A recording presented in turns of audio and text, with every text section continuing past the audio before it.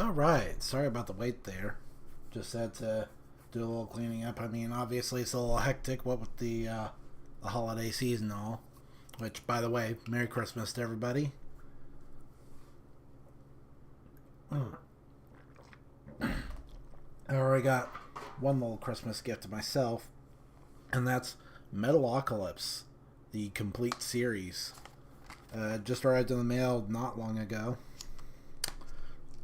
I already own the first four seasons, but I could not find the rock opera for sale just as a standalone feature, so I had to get the complete series again, and then it comes with Doomstar Requiem as part of the special features.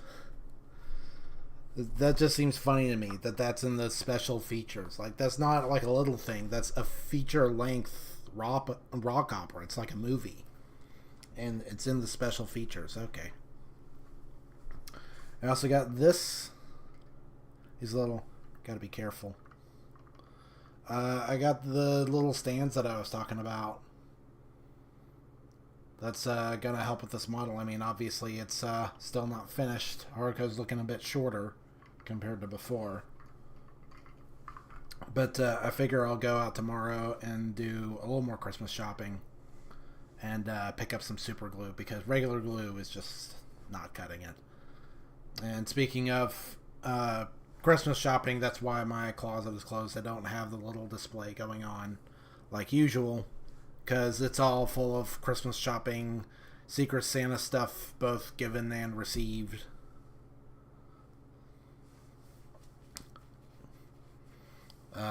Yeah, a lot. It's just really chaotic back there right now, and you can see little bits of mess over here. That's more of these stands. I got it in like a little 3-pack, and I haven't assembled them yet. And also more stuff for like cool display ideas that I just picked up real quick while I was out Christmas shopping. Let's see. I think. Man, what was I gonna say?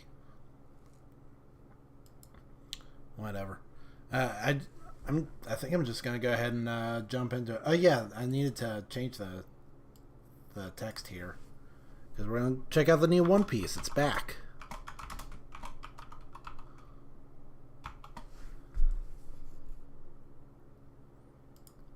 Blam. Man, I really feel like I'm forgetting something. Nope, that's not it. Let me look at my bookmarks real quick, because I really feel like I'm forgetting something. Nope, guess not.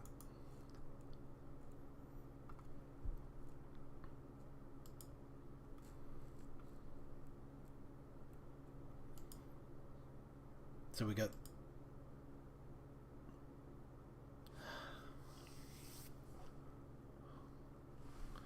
Okay, hold on a second, because I gotta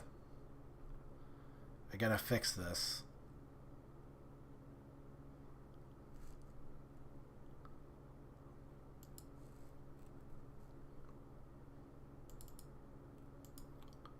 Now, why is it like this? It's not supposed to be... No. No. Yes. No. No. Oh my gosh. The minor differences between...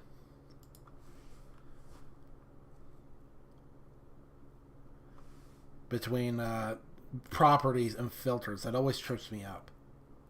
No. No. Yes. Filters. Turn this back on. Okay, that was easier than expected. I thought I was going to have to twiddle around with that for a lot longer. Okay, now you don't have to put up the stupid ads. But we've got a new Shonen Jump cover with this super adorable, like, little doll versions. Or, like, craft work versions of the Straw Hats and a bunch of other characters I don't know. It says, I want to thank all the authors who contributed to the Laid Back One Piece Anthology magazine. I really enjoyed reading your submissions. Laid Back One Piece I haven't heard of this. But oh boy, the color spread. Here we go. What do we got? We got... Oh, it's like a mashup of... Wow. It's got some of the military elements from that one color spread where they were dressed up all army style and there was like a big tank, but then it's mixed with the like super soaker aesthetic of that one anime opening. Nami is, oh boy, you need to pull your pants up, hon. You need to like get a belt or something. And then there's Frankie looking frankly uncanny. I don't know about that.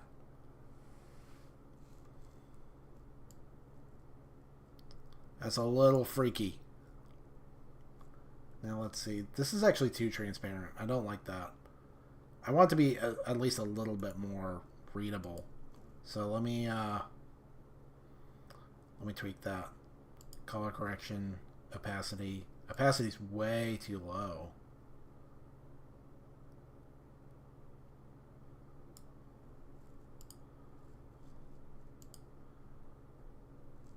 Okay, that's better. Let's see. Coming face to face. Old Man Saul, I heard you helped one of our fledglings back in the day. Our fledglings? What? Yeah, you've been with Robin for a long time. It's a little late to be calling her a fledgling. I really appreciate it. We're in your debt. Allow me to introduce myself. He's using Edo-era Yakuza talk. The upper palm gesture is an anarchic greeting? Okay. Who the heck taught you that routine? Nobody. This is Luffy. Dere Shishishi. I know the fellow's world famous. But hey, it looks like you found them after all, Robin. Yeah, just like you said, I actually found them. People willing to accept and protect someone like me. True friends. Oh, Robin looks so cute there. And Saul, I just noticed Saul has like this crazy bearded mustache. You know we die for you on that's very cute. You betcha. It's good to meet Robin's friends. For a second, I did not visually parse that background element. I thought it was like a big dragon. But it's just like one of the branches of the big ass tree. It's good to meet Robin's friends. Seriously, you've done great making it all the way to Elbaf. And sorry for spooking you earlier. Me and my assistant, Angie, were out here rehearsing that bit for a while. I used to be a Marine, so I know how impressive it is to be recognized as an Emperor. Thank you so much for protecting Robin. It feels weird saying Emperor. Like, I caught myself saying that. Normally I parse that as Yonko. Let me try that again. I used to be a Marine, so I know how impressive it is to be recognized as a Yonko. Thank you so much for protecting Robin. Please keep it up. She. No problem. Hey, Saul. It's me. Have we met? And how the heck are you flying? I'm Vegapunk, huh? Man, Vegapunk looking stacked.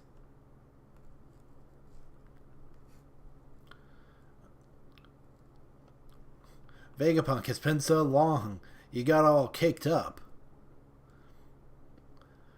You sure you want it now? Yeah, sorry for the trouble. Here, allow me. You asked me to bring it from Egghead. What's inside it, though? Inside? Why, it's one of me. Another Vegapunk?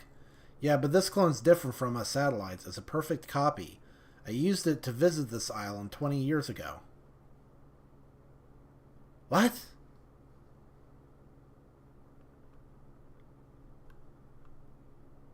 Wait. What? 20 years ago.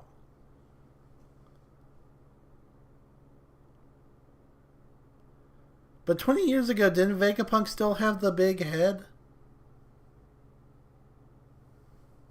I'm confused. Stella couldn't exactly leave this lab for months at a time without those government dogs noticing. So, wow, even the part where the original Vegapunk died, like, they reversed that, too. That's... wow. That's rough. That's, like, really taking a lot of the consequences out of that arc. If not all consequences altogether.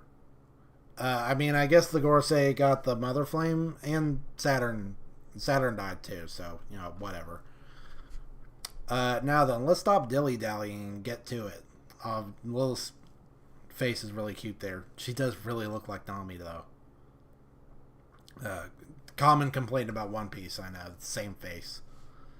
I've already added the cultivation fluid, but we won't be able to do a safe extraction till I make the necessary equipment. That's why I intend to build a new lab right here. Lilith, will that make it possible for you to help Papa too? That's the plan, Bonnie. Yahoo! Yeah, what is the deal with Kuma right now anyway? It's like he's kind of back to himself, but he's kind of not. And I can't remember if I talked about this on stream, but I'm of the theory that that these what's they called, Buccaneers, this Buccaneer race, I'm of the theory that they have like a second brain somewhere in their bodies, and that's why Kuma can remember and act in ways that don't really make sense. And I think Blackbeard might also be a Buccaneer, and that's why he never sleeps. If you really are Vegapunk, then I'm thrilled to see you after 20 long years, but I don't get it. Why are you a woman? Oh, there's a perfectly logical explanation. I like how we're not sticking around for the explanation, though. Sir, are you done? Can we play now? My bad, kids. Come on out. Thanks for waiting. Those tykes used the spring area as a playground. We had them hold off so they wouldn't spoil Mr. Saul's performance. You went that far? I apologize for the belated introduction. I'm Angie, an assistant teacher here. Librarian, Saul's assistant, Angie. I don't mean to brag, but this is Elbaf's #1 school and library. Interesting character design. I wonder how important she's going to be. Let me give you a tour of the premises. Woo, that sounds fun. Not so fast. I can't wait to see how Elbaf raises its mighty warriors. This is Walrus Folk School. Interesting name. It looks cool. Weird little pods they got here. Mr. Saul opened it 20 years ago at our late king's request. This is going to be a blast. Late king. It's a training school for young warriors, right? Oops.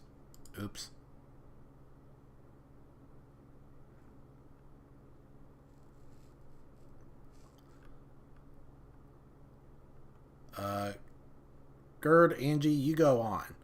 Show them all around the school. I'm going to take Robin straight to the library. Are you coming, Chopper? I want to check out the library too. I bet the books are massive. Schools always make me nostalgic. I'll tag along and keep you safe, Nami-san. I'm more interested in that giant tree.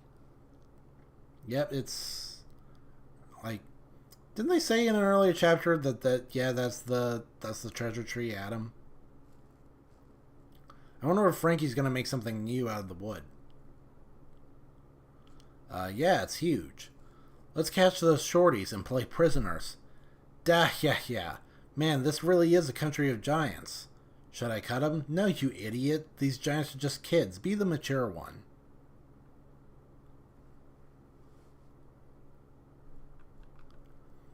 Stop that. You know we're not allowed to harm cute humans. Sorry. And don't call them shorties either. They're so lame. Are these brats really Elbaf's future warriors? Hey, watch it. You can't just say words like brat anymore. This is surreal. We weren't even offended by that Shorty's comment. And aren't you guys meant to be wild fighters willing to pillage and burn the seas themselves? Fighters? No way, that's dangerous. Huh? But you bastards are the next generation of Elbaf warriors, right? You can't say bastard either. Come on. Words like that are old-fashioned. Man, these giant zoomers suck.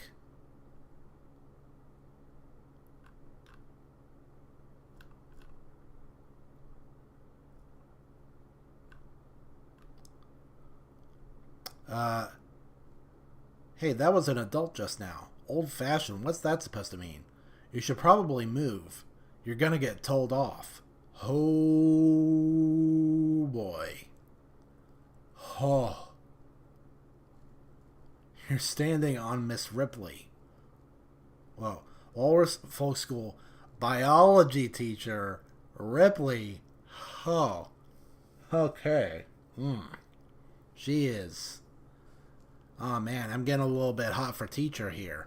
I want her to teach me some biology. Whoa. We climbed onto a giant, our bad. Ha, no worries. You're feather light. Anyway, I bet this is a culture shock for you, but all those legends of fearsome giant pirates from 100 years ago, you know. Wait, I feel like I parsed that sentence wrong. Anyway, I bet this is a culture shock for you, but all those legends of fearsome giant pirates are from 100 years ago, you know. Dang. 10 out of 10 chapter already. Golly. That is peak character design right there. Ho ho ho.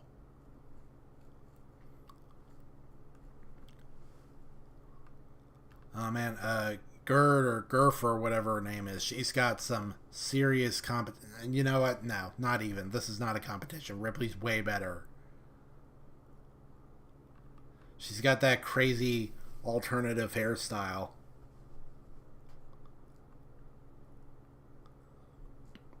Foul mouths, aggression, plunder. Oh my gosh, this panel. This panel is really working for me. Those are relics of a bygone era now. What? Welcome to Elbaf, Straw Hats. I heard about you from Saul. There you are, Luffy. Sorry about our loudmouth brats. Didn't you just say words like that were behind the times? Yeah, miss, you're so naughty. Yeah, she is. Do as I say, not as I do.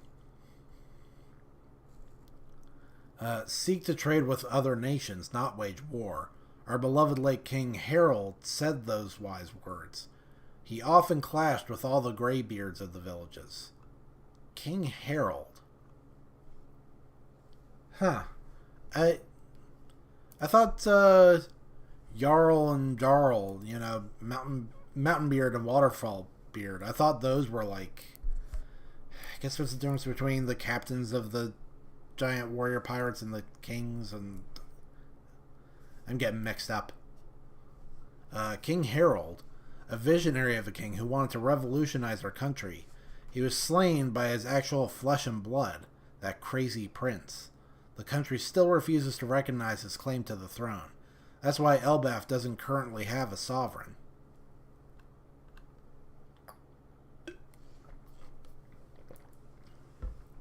And that brings today's lesson to a close. Everyone, show these guys around school. Yes, ma'am. Okie dokie. Hey, Mr. Captain. You look different from that all-white look you had before. What's the deal? I was looking forward to seeing you like that. That's me at my freest. You resembled a legendary warrior from the old fables of Elbaf. Oh. It made my heart skip a beat. I'm from the last generation of Elbaf warriors, after all. Oh, so you pretty much already heard. It came up when we were trying to escape Egghead alive. That's how we ended up here. So you know how I couldn't stop worrying about those books, after seeing all the scholars dying to save them. That's why I went back to Ohara with Hajrudin and the others.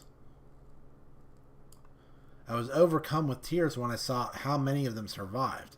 Each one a tiny spark of hope. I'm sorry, but those books were soaking wet. Did you really restore them? Now, Robin, be careful. Watch what happens to that book you're holding as we enter. What? Wow, what?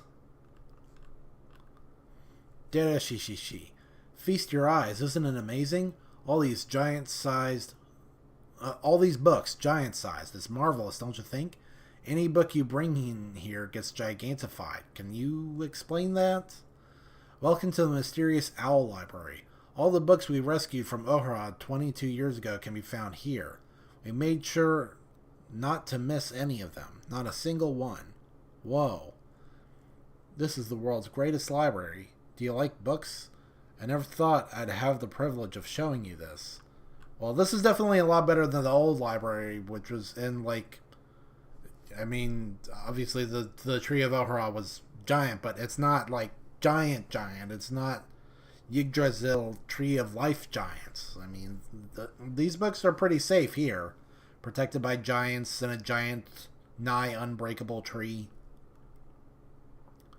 And in the realm of the dead, I guess you've also got nothing but free time, huh? I'm sorry, am I disturbing you? Is that like a little Den Mushi down there? It's got the text box. Nah, I welcome a good disturbance. I have nothing to do but kill time. So that moment of true fear you mentioned before, is that still what motivates you? What? Yes, even now when I think about it, I can't stop the trembling. Snow Den Mushi, voice recognition and cold resistant type. The idea of a hairy snail is... that does not sound good. It also sounds like a euphemism for something. Ditto, it's so frustrating. We've been friends for a long time, but for one reason or another, we've never actually met face to face. If I was there in your stead, I'd have turned that place into a ruin and slaughtered the lot of them. I don't want that. For a noble soul, you're too naive, Mosa. In Japanese, he uses the suffix for Mosa, which implies Mosa might be some kind of noble, duke, or official with a high respectable status. Pending more context, we're keeping it vague. Okay. You've got to stamp them out without mercy. Only a fool gives their enemy a chance to get payback. Thank you for your counsel. What? You use harsh words, but there's a streak of kindness beneath the surface. I've noticed that more and more recently. Hey, you're giving me the creeps. Don't do that again or you'll regret it. That kind of crap won't fly. Kindness? Never say that to me again. Please can you not shout? Shut up, Mosa. Just you wait till I'm no longer shackled. Western Village. Hey, wasn't the feast delayed? We're just drinking while we wait. You're having way too much. Oh, golly. Oh.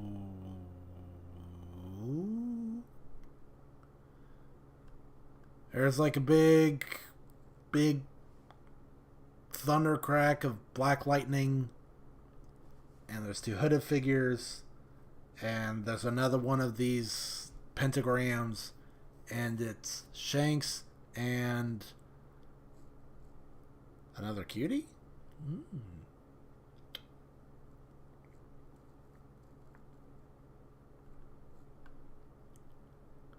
Interlopers appear in a flash. I mean, that's very obviously Shanks. I don't know what they're doing here. So this is, I guess, the old castle. There's a big ruined throne. I guess that's where the old king got jacked up. Huh. And, I mean, the pentagrams are the Gorosei's thing. Shanks. I'm getting big Shanks' evil vibes. I mean, I always kind of suspected that Shanks is, like, secretly evil. There's still so much we don't know about him. Or what the pretenses were behind why he met the Gorosei. What certain pirate he wanted to talk about. There's just little bits of menacing to him, you know?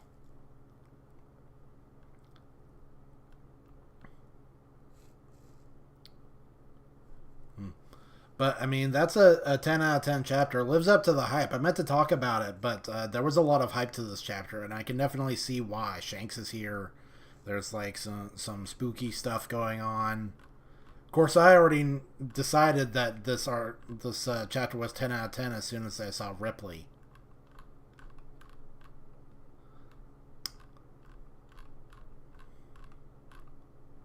I would really like to learn more about why the books get giant. Vegapunk making a clone of his original self is kind of annoying. We get to see a little more of Elbaf. We get to see Nami's shorts, little booty shorts almost fall off. 10 out of 10.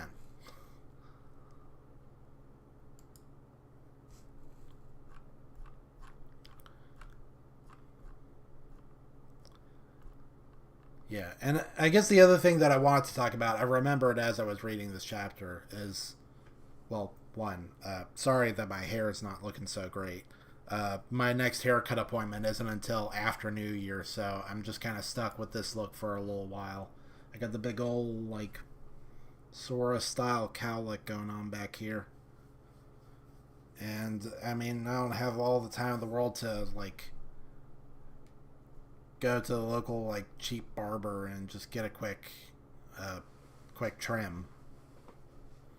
But the other thing I want to talk about was, well, one, this chapter got a lot of hype. And the other was the recent, I don't know, do you call it drama? Excuse me. Burping a little bit of that. I had like a big old spicy blue cheese burger right before stream. But the Jello Apocalypse video that came out about One Piece.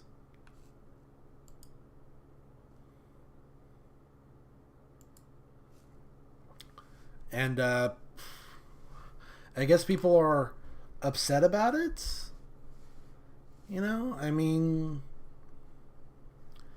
I don't really see it as that big a deal. I mean, like, so what if the guy doesn't like One Piece or whatever? And obviously the video is full of lots of, like, inaccuracies and generalizations and stuff.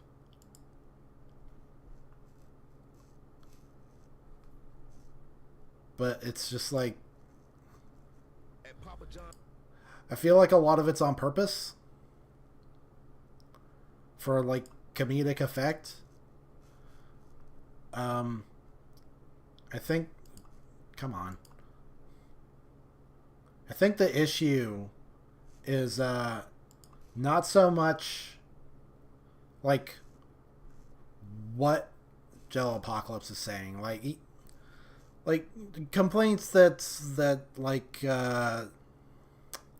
let's see, this right here where he's like complaining about how freaking, like, there are a lot of devil fruits that they feel kind of redundant, you know? And I gotta say, it's a bit of a stretch to say that that Groose and Morley have the same power as Pika, but comparing Pika to, say, what was this guy's name again? Pizarro, I mean, that is a more obvious comparison right there. But, why isn't this transparent? Actually, you know what? I'll do it like this.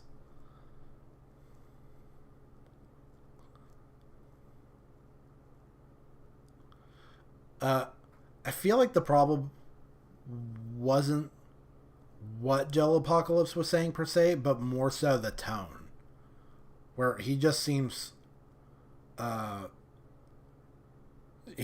have a lot of contempt for Oda and his writing and One Piece in general.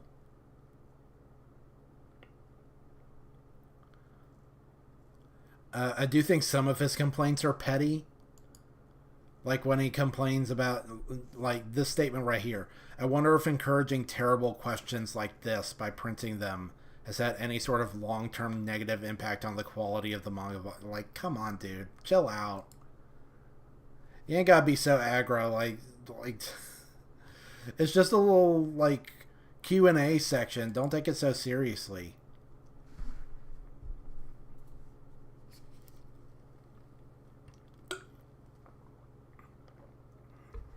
I feel like this guy has not picked up on the vibe of One Piece if he thinks that it's supposed to be like all super duper serious and stuff. I mean, the whole point of Luffy having the rubber powers is Oda wants to make sure that One Piece is never taken too seriously. Like, it has serious content, but it's never supposed to be too serious, you know?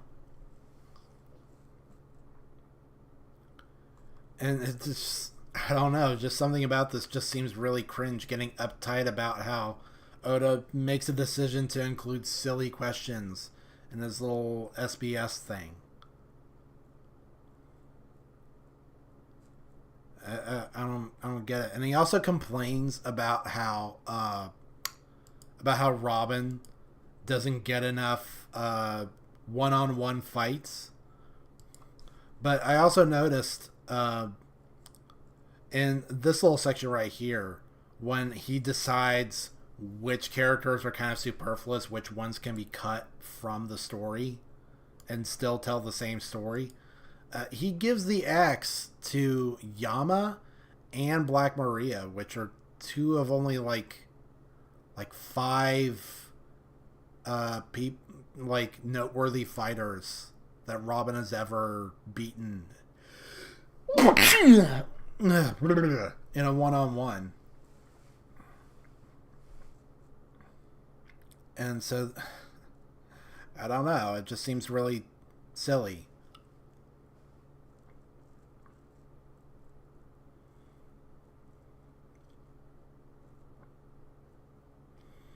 So yeah, the guy is very clearly opinionated, and I don't know if I always agree with his opinion. Obviously, a lot of people do not.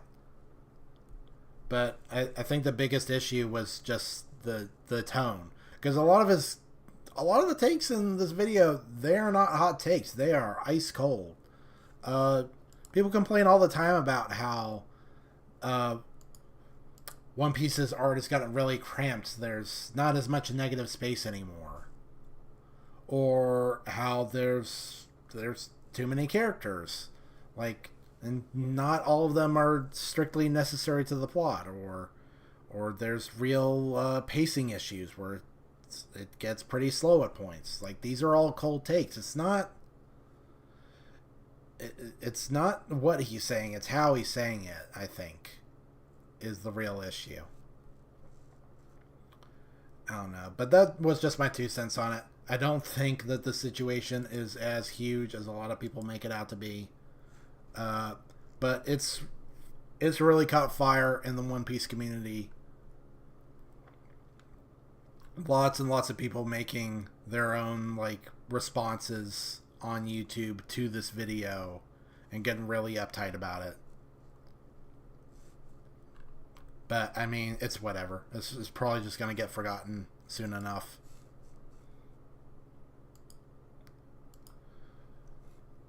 But I think that'll do it for the One Piece content for today, because now it's time to finish up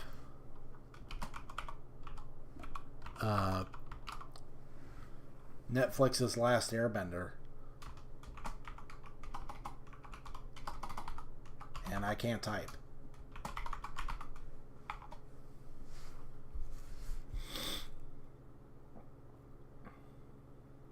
Bam. So we got 3 episodes left, and we're just gonna chug them down and see if this season can at least end on a strong note, because it's been really sketchy so far.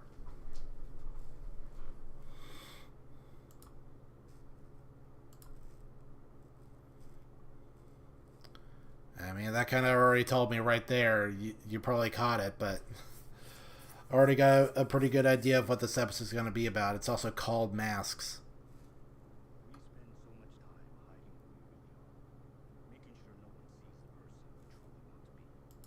So wait, last I checked, Aang was on the way to the Avatar Temple in the Fire Nation because Roku was supposed to help him get his friends back from the spirit realm, where Ko's gonna try and eat them or something. I was pretty sure Ko's whole thing was that he steals your face when you express any emotion, and so I don't get it. Why didn't he just do that? Why is he wrapping them up in his little spider web cocoon, whatever, and saving them for later? Why didn't he just own them right then and there? But I guess now we're going to combine...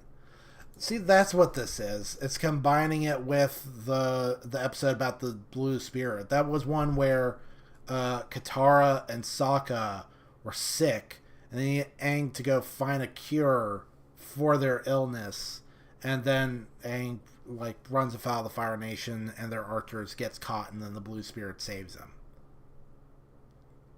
But now they're meshing that with the story where he goes to the Fire Nation Avatar Temple. The way that they are mashing together different episodes and different little mini stories to try and get through the first season and 8 episodes.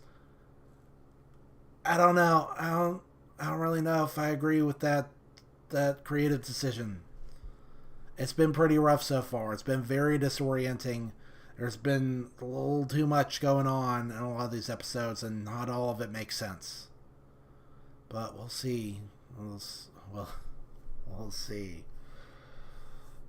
You can probably tell by now that the light of hope that I've had for this season has dimmed steadily over the course of time. So it's hard to remember there was a time when we were actually excited to show the world our true face. Very that unicorn suits you. This is very silly, but do you ever think that, Fire Nation citizens look around at their surroundings and think, man, I am freaking sick to death of the color red.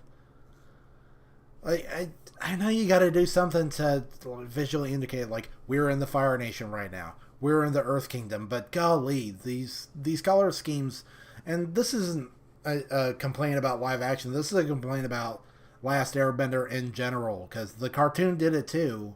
Just, do you ever wonder if Earth Kingdom citizens, if they ever look at their surroundings and think, man, I am so sick to death of the color green? Or, the Water Tribe, do they ever get sick of the color blue? The only place that seems to have a more diverse color palette is, the Air Nomads. All the Air Temples, they got, like, Superman colors with the blue and the red and the yellow.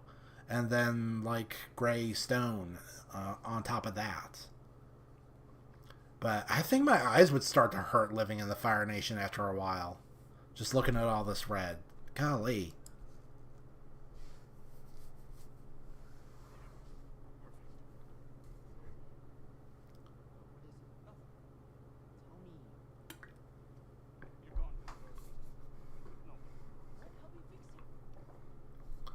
Oh, dude, if I ever notice this, everyone will notice.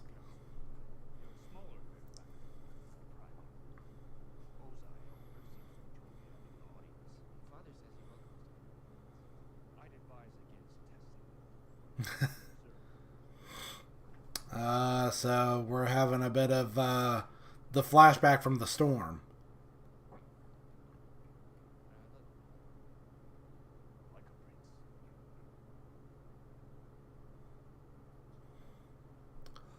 Interesting comment there. It seems to have a bit of a double meaning.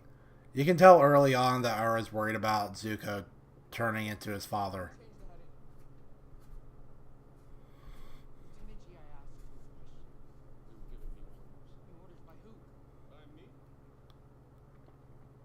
Zhao, of course. Zhao has had such a minimal, presence in this season. He's supposed to be the secondary antagonist. But he doesn't do anything. He doesn't leave any impression. He's just kind of there.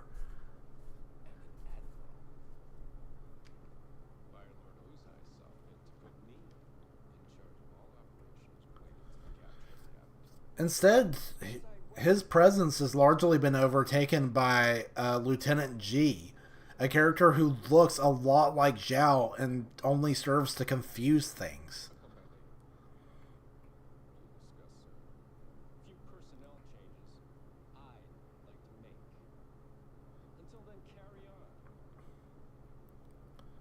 Okay, well, we got 3 more episodes. Let's see if maybe Zhao can make up for lost time. But he's really been squeezed out by the effort to mesh together all these different plots from all these different episodes.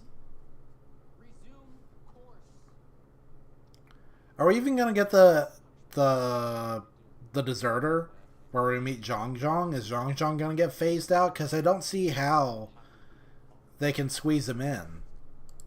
Like, maybe this was just an assumption on my part, but I really thought that book 1 was going to be like book 1 of the cartoon, where it ends with us going to the North Pole. But how are we going to get there in 3 episodes when we're still waiting to get to the Avatar Temple and the Fire Nation? Like, we got a long way to go. I guess it helps that we've already gotten like jets and, you know, the Northern Air Temple folk. We've already gotten all that out of the way. But it's like, dang. And a lot of stuff happens at the North Pole too. You're going to cram all that in there too? And we still got to resolve the whole spirit world situation. We got to go through this story.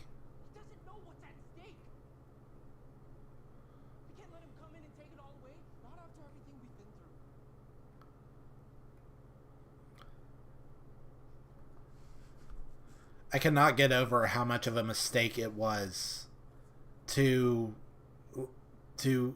cast the guy who is Lieutenant G as Lieutenant G and cast the guy who's Admiral Zhao as Admiral Zhao. They should have been reversed. Because G looks way more like Zhao, and Zhao looks way more like someone who is on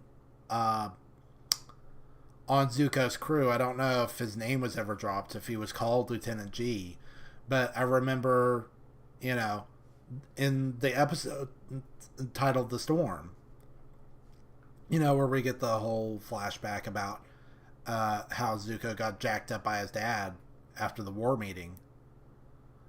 There was like a guy on the crew who was really doubtful of Zuko's command. And you could see why, because he was an older looking guy. You know, he was a senior. He had more experience. He was a veteran. And so he didn't like taking orders from a petulant child. But then Iroh shares Zuko's story, and he becomes a lot more sympathetic. So it just would have made more sense for G to be played by the older looking guy, and for Zhao, the impatient, power grabbing tyrant, to be played by the younger guy.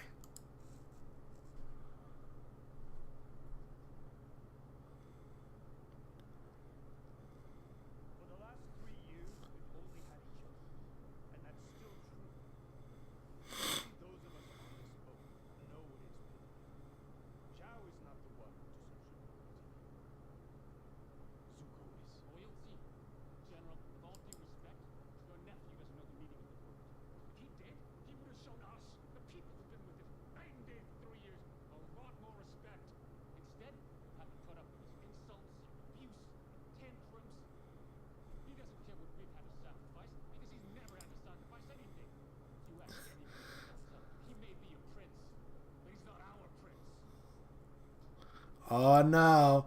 Oh no, G hit Iroh with the "not my president." Oh boy. Oh gosh, and golly gee. Never had to sacrifice anything, huh? What about some of the skin on his face?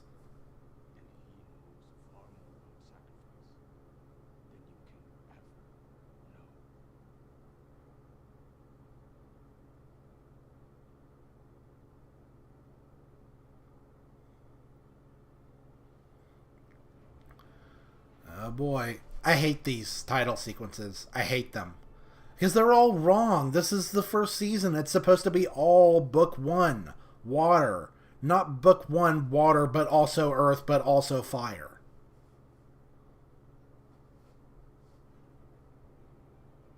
What, were they afraid that the show was going to get canceled after one season and they didn't want to waste all these cool graphics that they whipped up? Yeah, I think this place is called like Crescent Isle or whatever. Which has always been a really cool, iconic setting. Makes me yearn for an Avatar fighting game where this is like a background or stage, you call it. Oh, wow, that looks really cool. Is this all real? Is this like a set? This is like the coolest location yet. Nice. Itchy.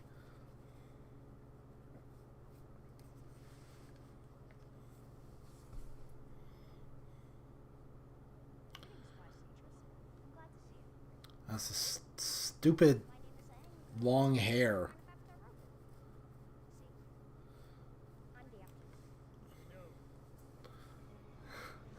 I like how that is beat for beat how that exchange went in the cartoon.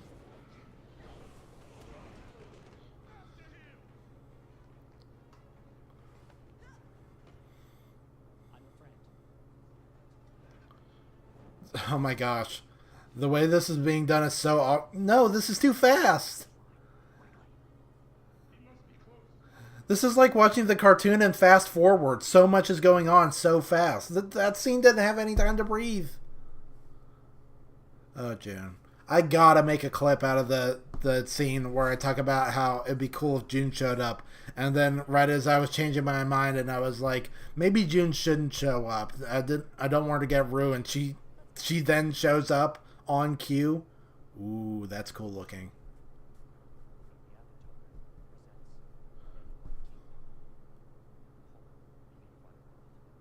You know, for a fire stage, that's a pretty cold take.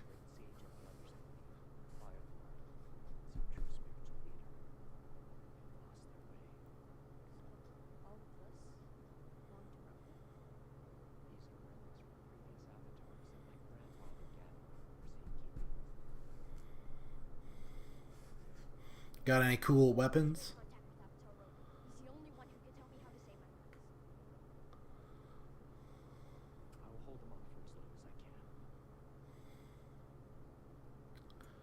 Are we skipping the part where it needs to be the summer solstice for Aang to talk to Roku?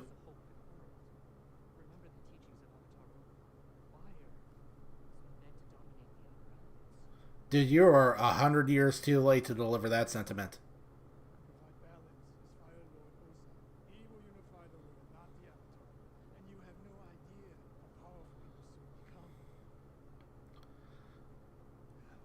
That's a lot of hubris to try and take over the world when the world has a very clear and obvious main character.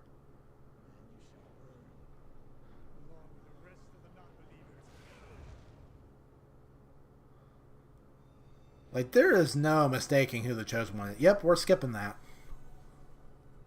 I mean, okay. Whatever. Not even close to being the most offensive of creative decisions in this season.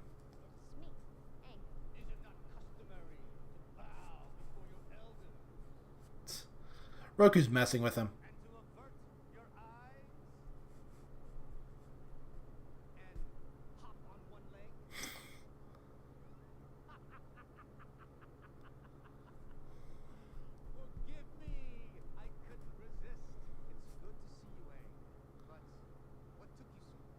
Yeah, I know, right? Yeah, I can't believe you talked to Kyoshi first. You're cheating on me.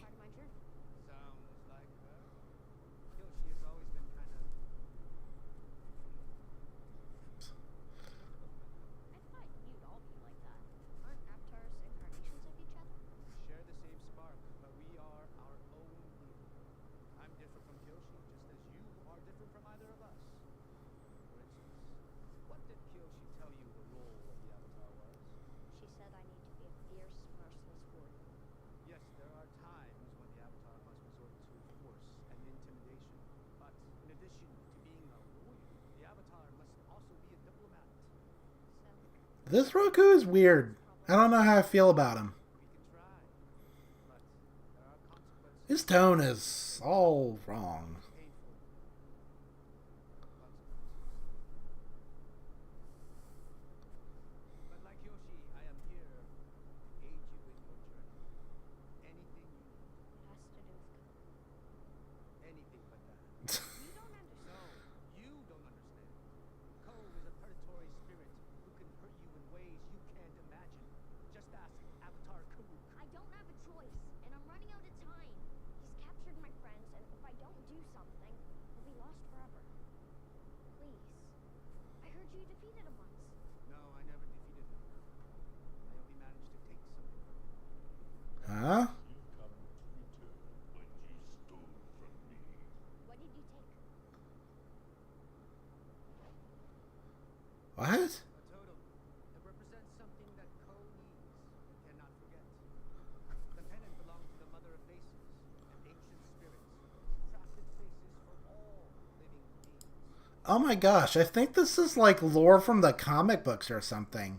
Like I never read them, but I think skimming through the wiki at one point, I just kind of caught I caught a whiff of this Mother of All Faces thing. It's like the spirit in opposition to Ko or whatever, and helped Ursa go into hiding. This is a weird direction. It looks cool though.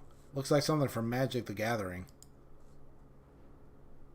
because of her that identity came into this world. She was Ko's mother. Ko longs to Didn't pick up on that.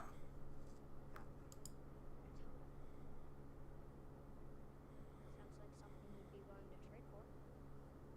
Thank you, Roku. Hank, I hope that you're able to save your friends, but the truth is, for the Avatar, friends can be a liability. Ooh, that's cool. That's actually like a good that's a good thing for Roku to say after he got totally screwed over by his best friend. So that's good. That's more clever writing, honestly. Picking up on things that characters might have or could have said, and using that to add your own spin, instead of just trying to make Voltron out of different episodes and plot lines or whatever. The Avatar has to make these impossible choices, placing the world's needs ahead of your needs. On that, Kyoshi and I agree. Trust me. It'll save you and the ones you love a lot of pain.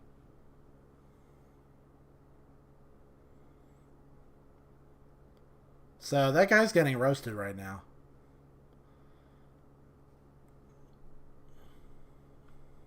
Like right now.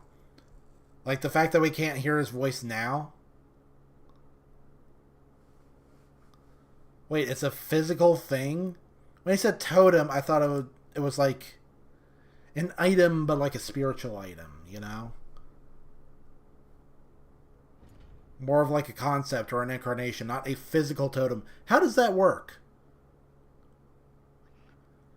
How are you going to take this physical item and take it to the spirit world and give it to Ko?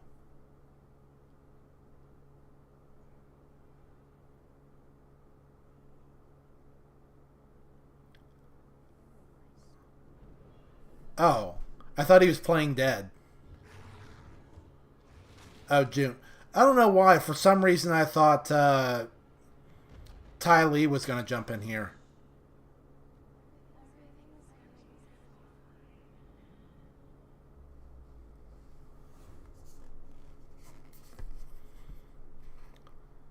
Honestly, I keep forgetting that June's part of the story as well.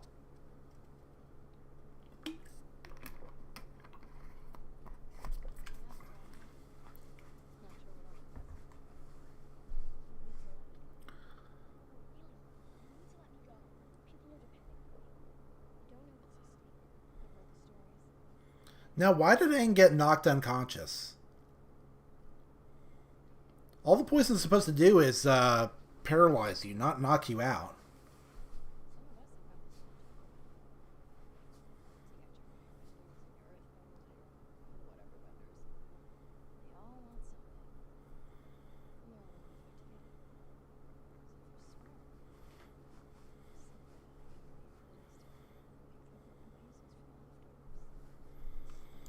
This is more good dialogue. I keep forgetting the rule of this season that the even numbered episodes for some reason tend to be better written.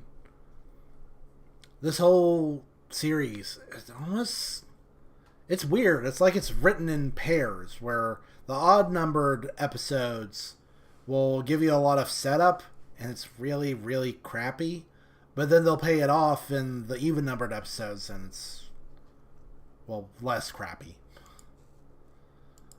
Even numbered episodes have been known to piss me off too, but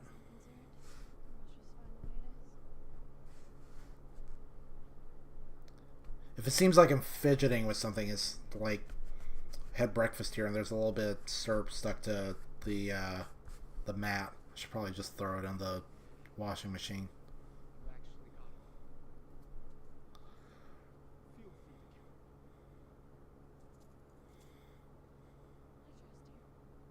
count. Because if there's any missing, you will come after us.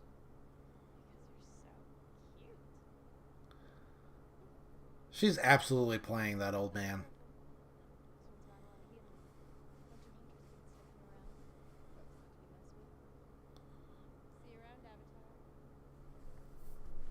She does not actually think Ira's cute. Oh my gosh, the chocobos. I can't get over the chocobos.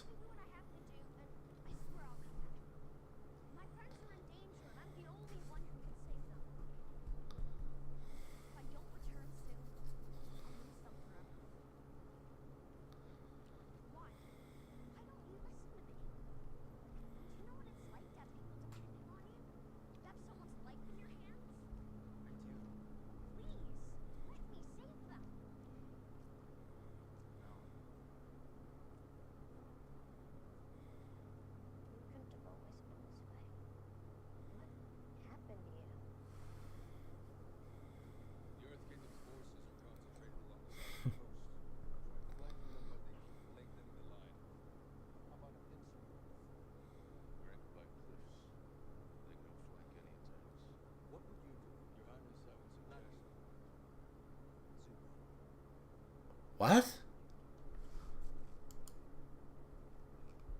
Really? He's asking Zuko. Interesting. Zuko gets a lot more love from his dad in the live action.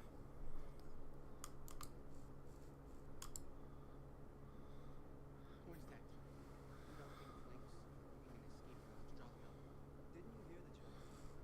They're protected by cliffs on one side. Tundra tanks. Let's come over the top. They're earth members. Our tanks will be buried under rocks in seconds.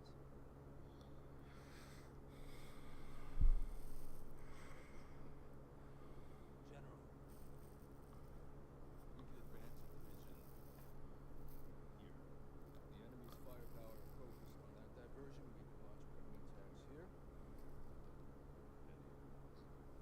If you send them into the heart of the forces, how will they retreat? They won't. But they'll get lost.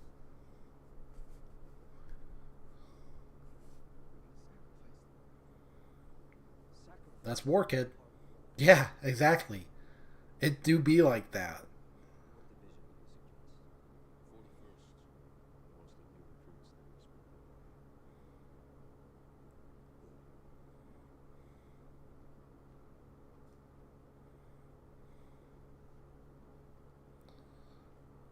It's part of being the big cheese man. Sometimes you gotta order people to their deaths straight up.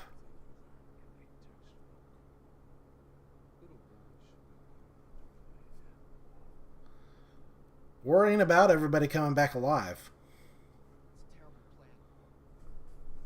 Not by a long shot.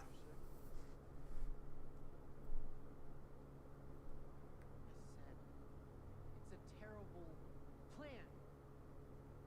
Soldiers are gonna die for what? It's unworthy of a Fire Nation officer. You dare Enough! There is only one way to resolve this. Agni Kai. That escalated quickly. He seemed so patient before.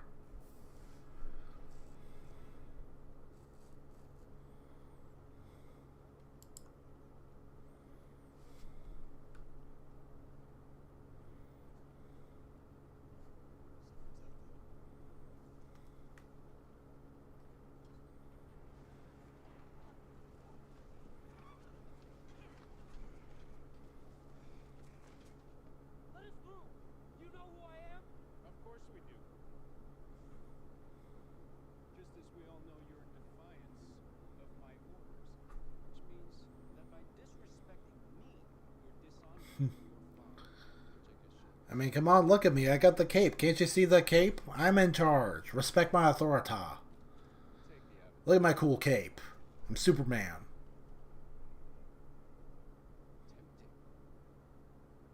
However,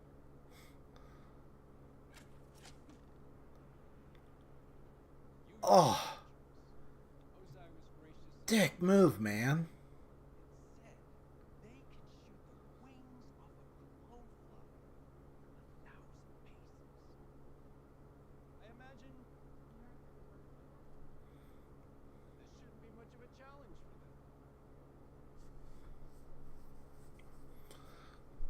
them. Yuyan archers. I forgot what they were called.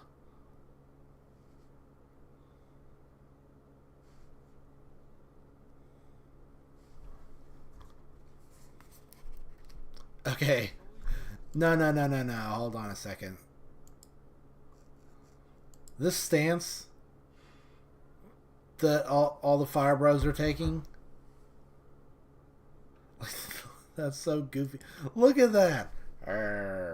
I'm gonna get ya. What are you doing? Put him down, okay? You can put your big meaty claws down. You are not scary. You are goofy. You are Halloween decorations. Straight to capital city. I'm sure the Fire Lord is eager to take possession of his prize. He's been waiting. Can you not take a more dignified stance? Like really square up. Do not be like this, like kitty stance.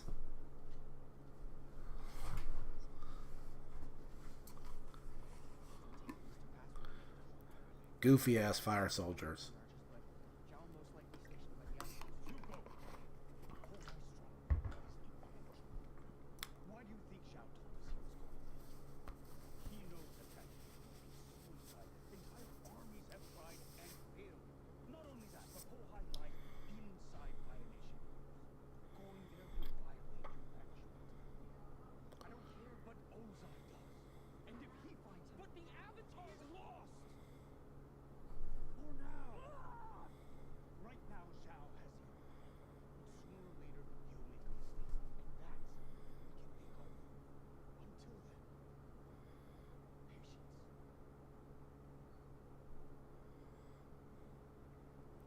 Man, I can't believe you messed up Iroh's hair.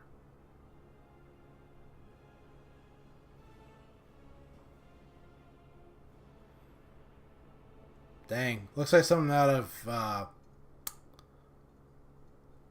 Lord of the Rings. All the details of the Avatar's capture. Make it clear I spared no effort in securing it. And we should add a few thoughts from the Avatar himself. Now for the Fire Lord, posterity. Now, Avatar. Had you heard of my name before your capture, or was this the first time? Have to let me go. No. There are 4 guards, not 3. And both his hands and his feet are shackled. There are innocent lives at stake. I can't let everyone down again. Not again. You will let them down again. In a big way. I'd be thinking less about my past and more about my future.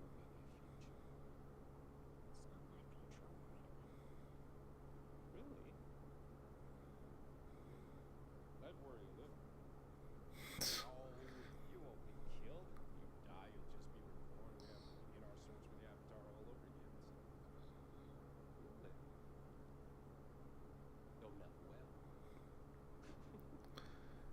Nah, you should have said, you'll live.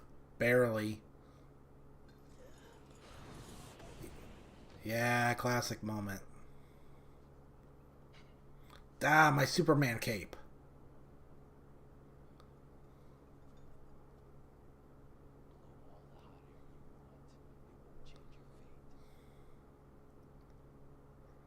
are you doing? Don't write that down.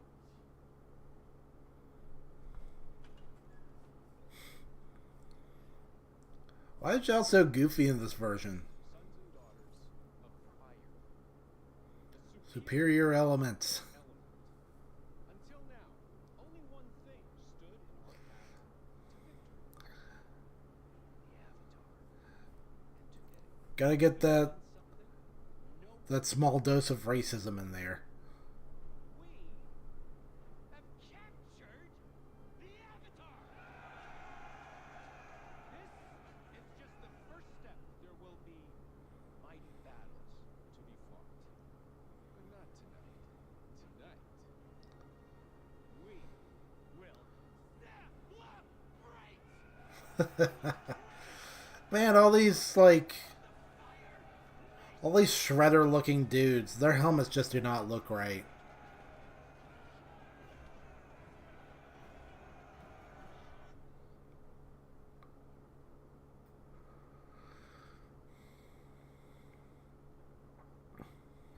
If I've got a dumb look on my face where my mouth was open, it's because I bit my lip earlier.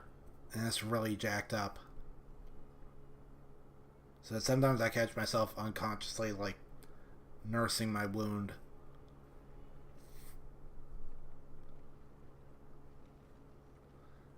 That mask is a little goofy looking.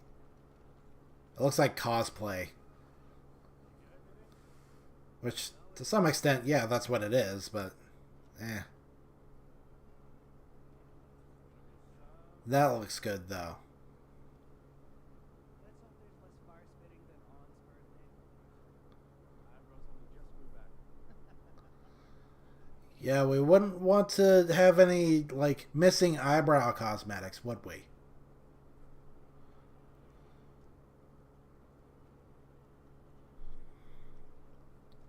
That's why the inventor dad character or whatever, he still kept his eyebrows too. And they're supposed to be all scuffed up.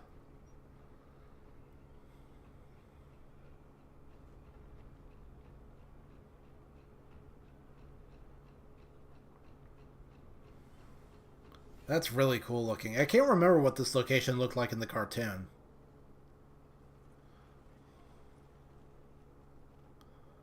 Whoa there, Boko. Whoa.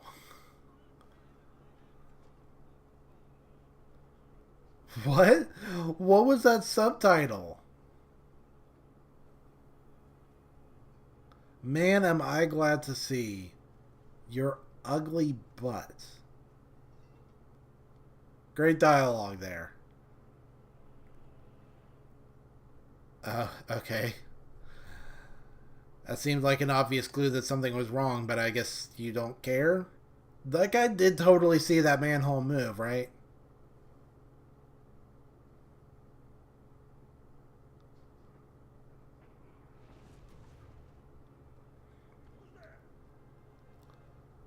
That moment. It's so weird how many, like, shots and scenes that they'll try to recreate shot for shot, beat for beat, with the same angles and everything.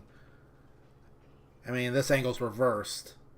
In the cartoon, all the action was on the right side of the screen, but, like... But then they'll take wild creative liberties at other times.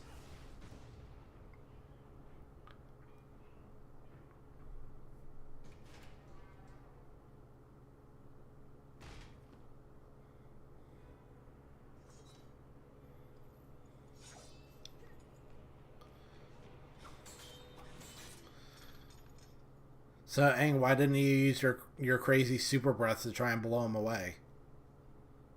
Who are you? Right. Run now. You just did like a little Nello Angelo move right there. The no talk, just shrug his shoulder thing.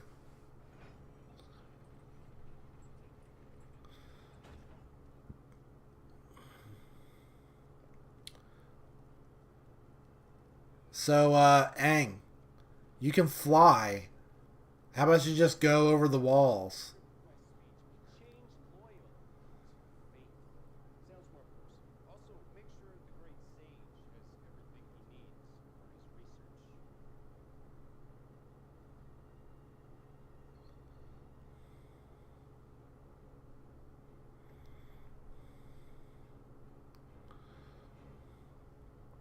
research. Yep.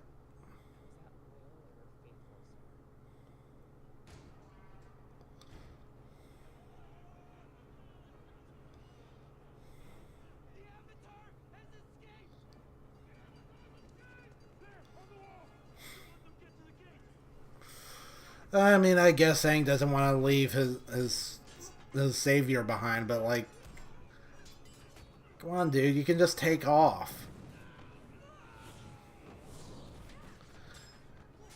And not only can you take off, but you can use airbending to lift the like big ass boulders with telekinesis. Why don't you just lift both you and the blue spirit over the walls with your awesome force powers? Like, there's no peril. You guys can take off at any moment. You can just, you know, be like Poochie. Just whoop. Just go back to your home planet.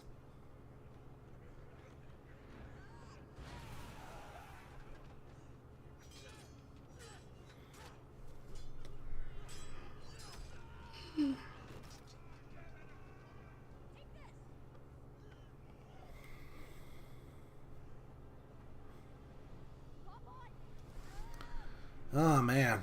So sleepy. Getting bored watching these characters pretend like they're in danger. Actually, I just remembered. I didn't check to see if One Piece is on break. I guess I'll find out in due time, but I think that was supposed to be the last chapter for this year. I'll take a moment to talk about it while I'm thinking about it. You know, chapter or no chapter, at any rate, I'm not going to be able to stream next Sunday because I was talking to my parents about our big vacation plans, and we've decided that we're going to be driving all day on Sunday. So, stream's going to be delayed to Monday, if not canceled outright. It depends on if there's going to be another chapter next week, which I'll find out about that over the course of this little vacation that we're going to be taking. But back to disappointment.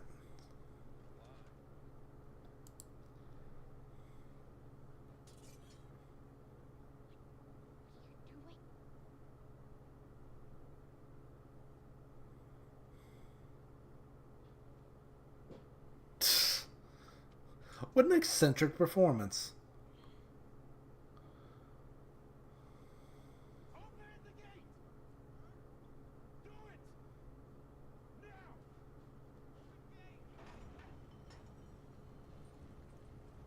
Why did he say it like that? Open gate. Why not open the gate? I mean, didn't the guy in charge of the gate hear Zhao yell at the top of his lungs, open the gate? Does he really need another guy to say, open gate? Oh my gosh, the stupid little kitty cat paws. Again! Just like, do this. Like, look serious. Come on. You guys are supposed to be scary.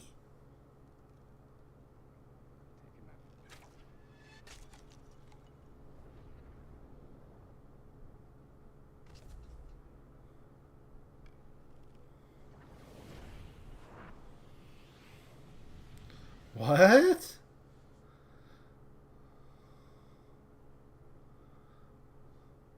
the mercenary! And recover the Avatar! Now! So you can make like a big smoke screen too. Okay.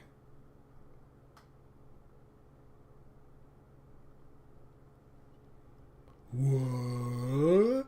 No way. Oh, okay.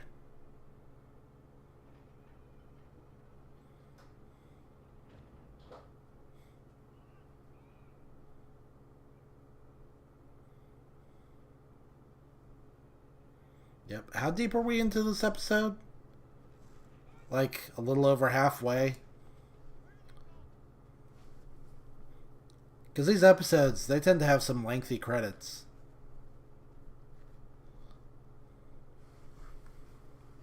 Mm.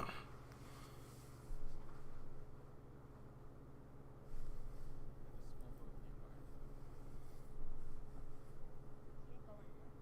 All of those soldiers still out there. You should try to move. You're hurt. Try to help. I don't need your help. Fine. Have it your way. What?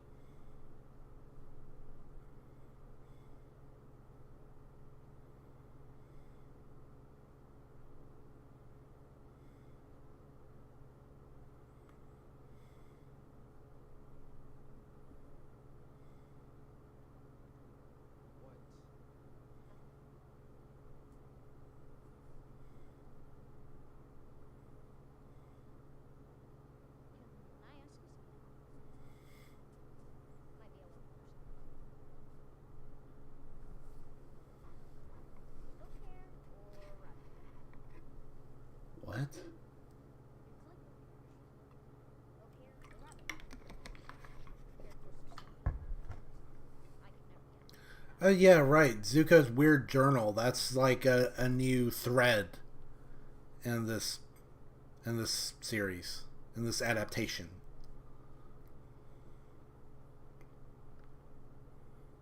I know I shouldn't have taken your help. I'm sorry. It's been a lifesaver. Really. You have information on all the past avatars that no one else has.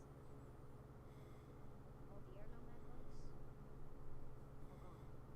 Okay, but what about the sages in the other Avatar temples? Can't tell you how many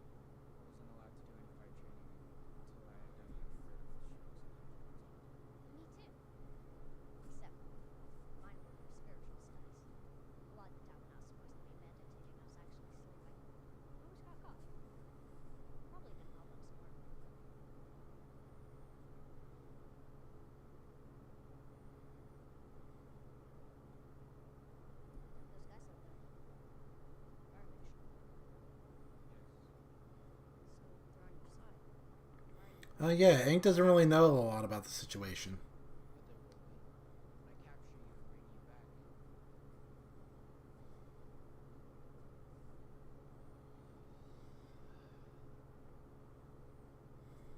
If I catch you, I can go. And I can take my place as the rightful heir to the Fire Lord. Are we gonna get the rest of this flashback? Fire Lord? Yes. Of course, it's what everyone expects of me. Yatsen. Is my teacher. He said you can't break anyone else's expectations. I know. It's not that easy. Living in the Avatar. So everyone expects that. Lying to his word.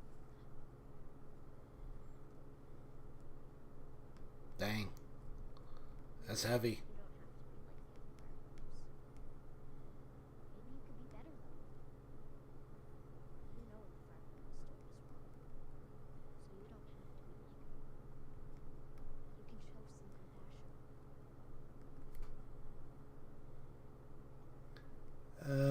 Last time we showed compassion, it didn't go well. I'm the crown prince of the Fire Nation. I will be the example for all firebenders. And my father is a great man. Compassion?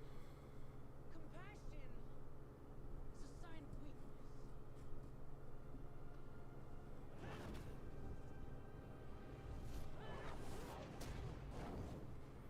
Oof, not smart, buddy. I didn't mean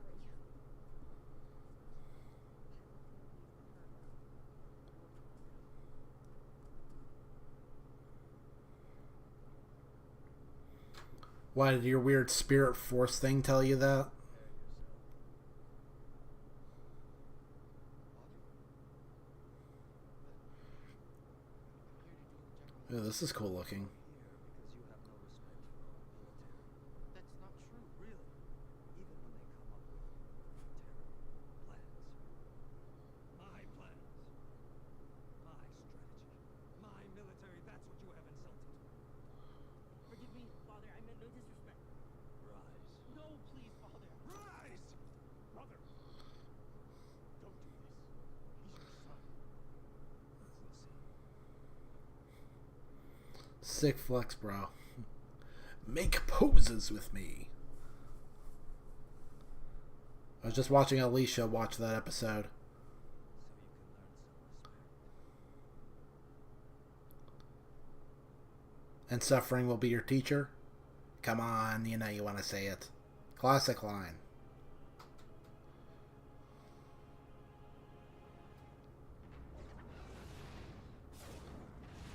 Oh, so it's a bit more of a scene. I'm used to Zuko just getting washed on the spot.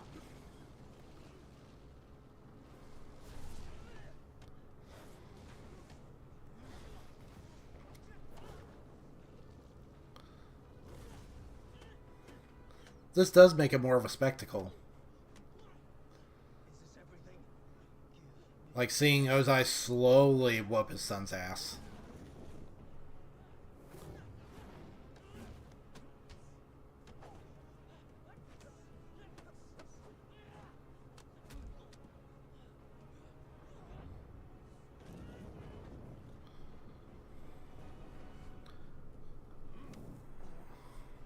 What? What? Did Zuko really almost, like, waste his dad? He actually had the upper hand for a moment. That's crazy.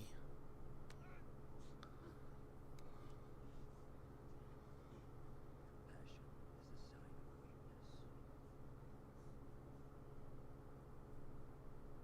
sign of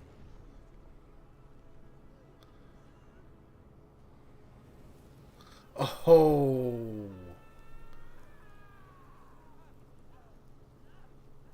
Oh, Azula's not smiling this time.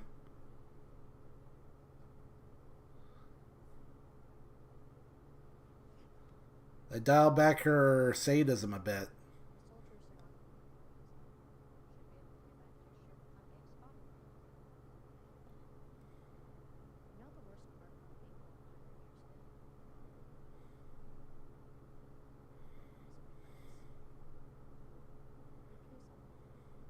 You know your friends still need you, right? Not a lot of time for chit chat.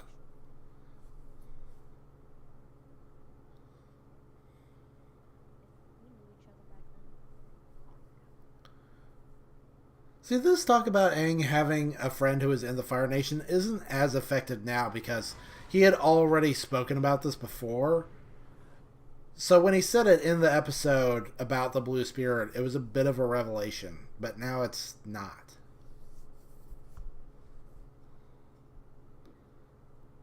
In the cartoon, it was something that gave you a bit of pause. About the way things were and how they could be now.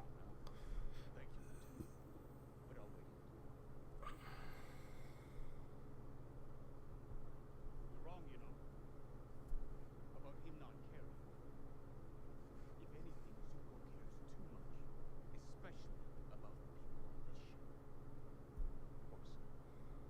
Lieutenant, have you ever wondered how you and the others were assigned this mission? Doctor's creating a special gorilla just for you. The good news is, he says your vision will be fine, which means you have the good fortune of continuing to last in the beauty. Read the room, brah.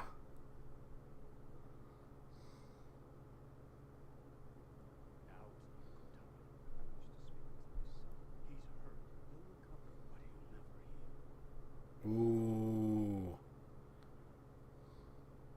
The doctor says you're all right.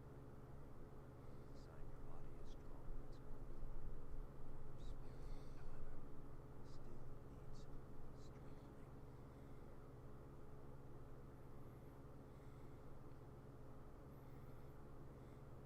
It's wild hearing Ozai talk about the spirit. Seems like not a very spiritual person.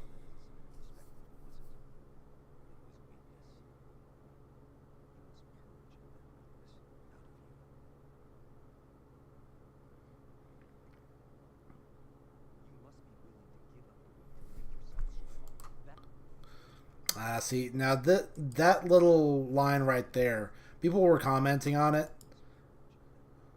and so it was kind of spoiled for me. But people are picking up on this line, and they really enjoy it, even if the season as a whole is kind of weak. They do occasionally drop these really strong lines. And it's this line right here. You must be willing to give it the weak to make yourself strong. That helps you understand Ozai's character more without falling into the trap of like making him overly sympathetic or humanizing him too much. He's still very clearly evil. Still very clearly the villain. He's sadistic. You're supposed to hate him, but at least now you get a little bit more of where he's coming from, even if he's totally 100% wrong. It's also an interesting bit of parallelism now. Seeing this line in context after Roku told Aang that sometimes friends can be a liability. It's interesting.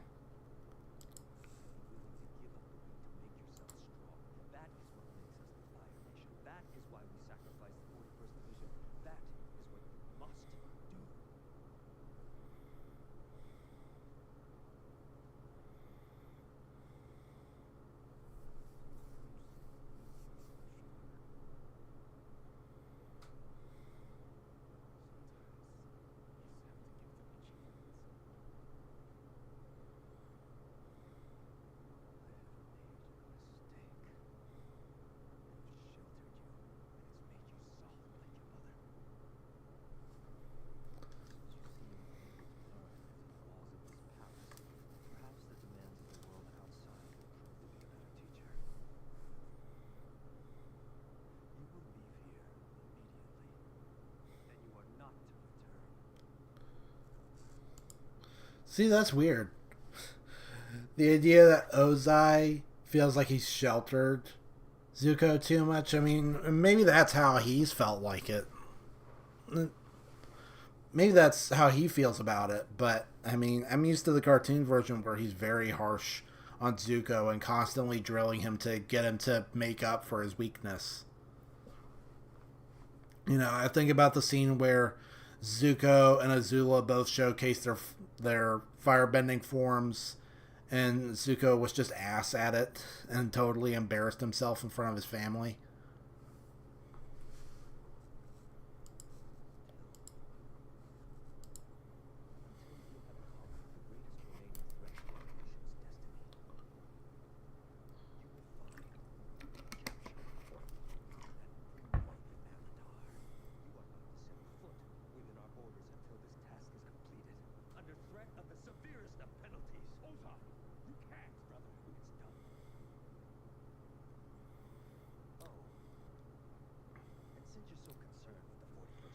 Ooh. That's what it was. I don't think that was talked about in the cartoon. That is interesting. Was that always true, or is that something invented for the series? And I don't know. Again, much like the Mother of All Faces, this could be like a weird comic book thing that I don't know about.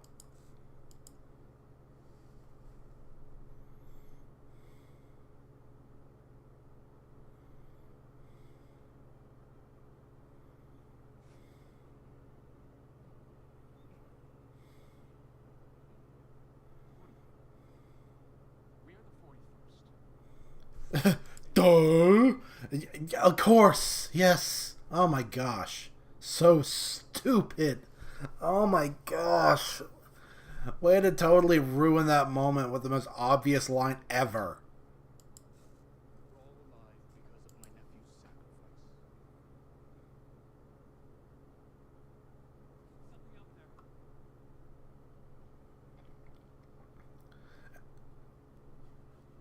That's a different but still effective way of doing that. It's him. Drop the lines.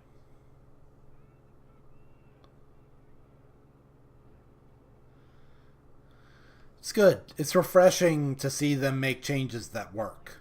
Have someone look at it. A lot of times they don't. I'm not going to ask you for your opinion, but in the future, I would appreciate it if you let me know whether or not you're still alive. There actually are a few of us who care about such things.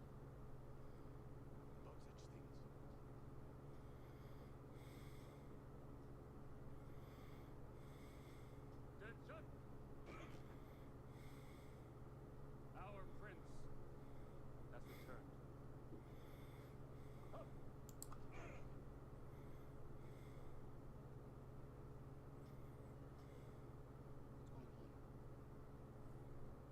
They must have missed you at music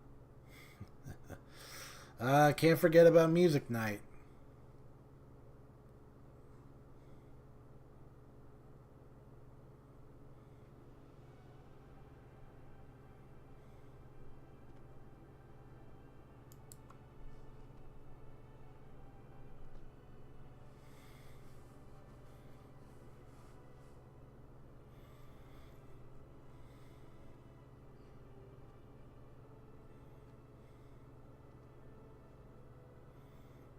This is good. I like this.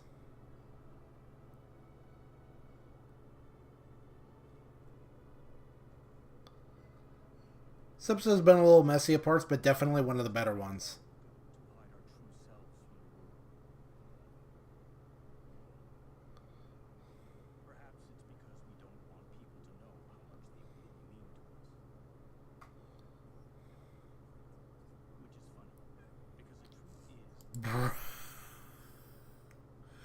No! You left them there! No! No, no, no, no. You've been gone this whole time and you just left them there. Propped up on a statue, they're gonna have the worst back and neck problems. What if a predator showed up and ate them? That's terrible. You couldn't have taken them back to town and given them bedding? Why did you do that? That's terrible. Why? That's so stupid. He's been gone all this time. He's been gone for hours, if not days. And they've just been sitting there? No one's been taking care of them? They're in the woods. What if, like, a horribly venomous spider came up and bit them to death? Wow. Good job, Aang. A friend of friends. Leaving your friends alone in the woods. Oh, golly.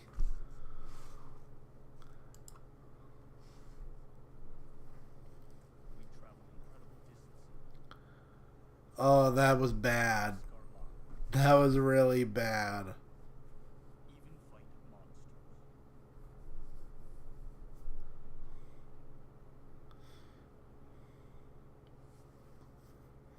Okay, we're going to wrap up this little plot line right before the episode ends. I was a little worried.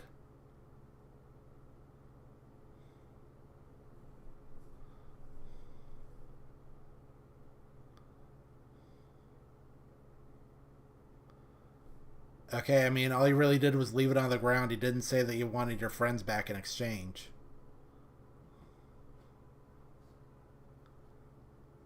So that's it. Goes just backing up like Homer Simpson, and he's just out of there. Okay. Whatever, sure. He doesn't say anything.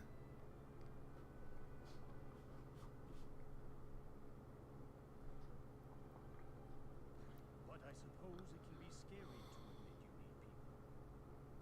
Some might see that as a weakness, a liability.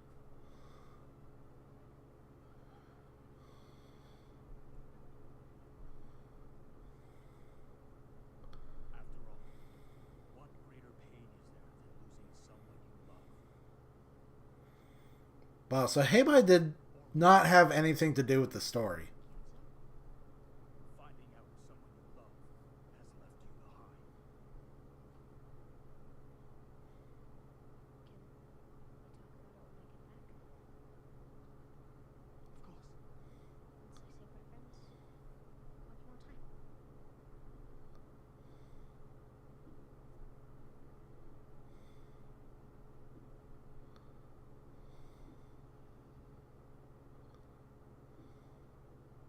Dang. I guess that's why we feel the need to hide away and protect ourselves.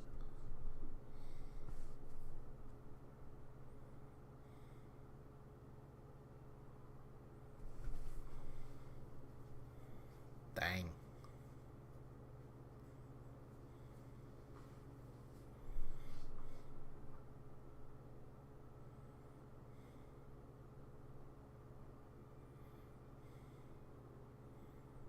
Dude, that pillow looks like it sucks. It's so tiny and blocky. I could never. Put on a mask. It's not hard to understand why. What's hard is knowing that sometimes the mask is who you really are. We all wear masks, Spider-Man, but which one is real? The mask that hides your face or the mask that is your face? Okay, I mean, that was definitely better than most episodes. It still had some weak stuff. But, oh, whatever. Lieutenant G, slow down. Let's fire this up. Episode 7, The North. We're finally getting to the North Pole. Few usage figures. Lieutenant Dang and I were burning the midnight oil. Dang still got a big message. Dang. Discussing new orders from the Fire Lord himself. He sent his personal guard to bring Prince Zuko back to Capital City where he is to stand trial for treason. Treason? Are you certain? Yes, sir. I heard Dang order his men ashore to meet the guard. Tonight? He'll be here any minute. This is Xiao's doing. Somehow he's convinced Ozai will turn against him. Boy, Xiao's figured out you're the one that freed the Avatar. Prince Zuko, listen to me. Yeah, by the way, I didn't tell you, but I figured that out too. The engines are keeping you well. Stay off the main roads and travel only at night. But we can't let my father believe I've turned against him. I know, but first you must get to safety. Let me sort things out with Ozai.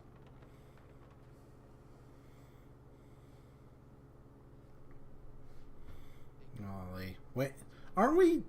Is that ice in the background? Are we in the North Pole right now? Shouldn't there be like visible breath? Shouldn't there be steam coming out of your mouths? She had no idea. It was all too easy to get him to take the bait. Oh.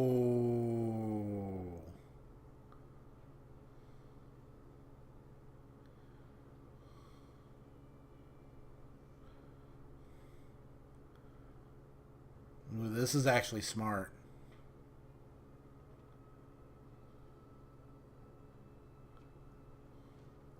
What will you tell the Fire Lord and his son? I'll tell him the truth. Prince chose to put his needs over those of his country. Oh, golly. Yet his son was a traitor. That is too jelly. No duh, bro. Ooh, that's cool looking. The green flames.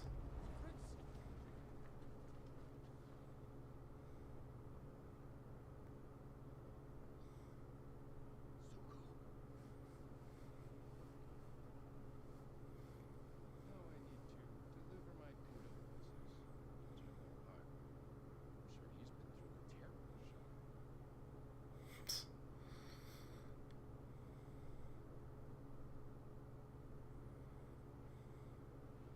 Dang.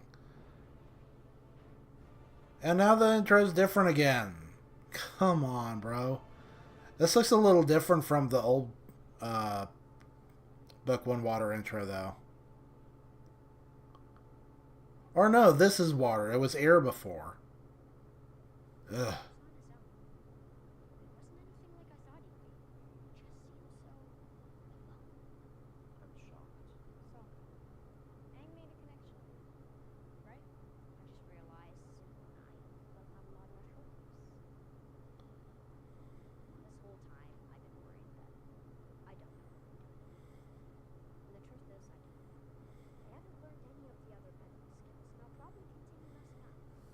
Even though you act like you know a whole bunch about waterbending. That's right. Team Avatar. In fact, weren't you practicing waterbending before? Look! It's the Northern Water Tribe. We did it. We finally made it. It looks kind of small.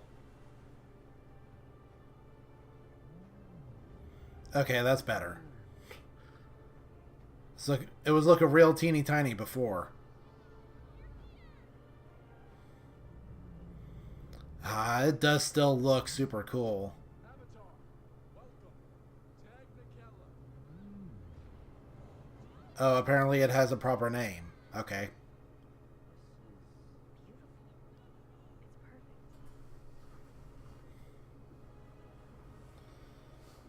Yeah, that's pretty dope. Whoa. Okay. That was apropos of nothing. Nothing like spoiler flashbacks. Wasn't that the best part of Final Fantasy VII Remake? Just ruining the story I'm our for no reason. the Northern Water Tribe, and I offer you our hospitality and our protection in the name of ocean and moon spirit. Now I'm interested in how this is gonna go because, you know, when it was Sokka and Sokka used to be sexist, they said no, gotta change that. And I mean, when you saw it in practice, it wasn't as bad as you might have thought. But I mean, it's supposed to be a huge part of this story right here. Baku's right there. I can see him plain as day. So, like, are they gonna do that plot point, or are they gonna not? How's this gonna come down? Thank you. You don't know how long we've been looking forward to this. Can't tell you the joy it brings us to welcome long lost brother and sister to myself. This is Master Paku, Oh, that's sweet. senior waterbending master. This is my daughter, Princess Yue, our tribe's spiritual leader. Oh, she. I don't know about her costume design. I know it sounds crazy, but I've seen a vision, and in it, the North is under attack. Several days ago, our scouts picked up Fire Nation fleet steaming this way. We've been keeping track of them ever since. We are grateful to have you with us. You know what? I like that Aang had that little vision, and right away he thought, I need to talk to them about this. This seems important. He didn't just put it out of his mind and forget about it or decide to talk about it later. He wanted to talk about it right away. That's actually surprisingly smart. Citizens, it is a great day for our city as we welcome mighty allies, and we shall celebrate their arrival with a feast. There was a very deliberate effort to try and not give you a phallic-looking hair like they did in the movie, but I feel like they haven't made it any less goofy looking. Like, this is a little much. I swear I will not rest until they hunt down these villains.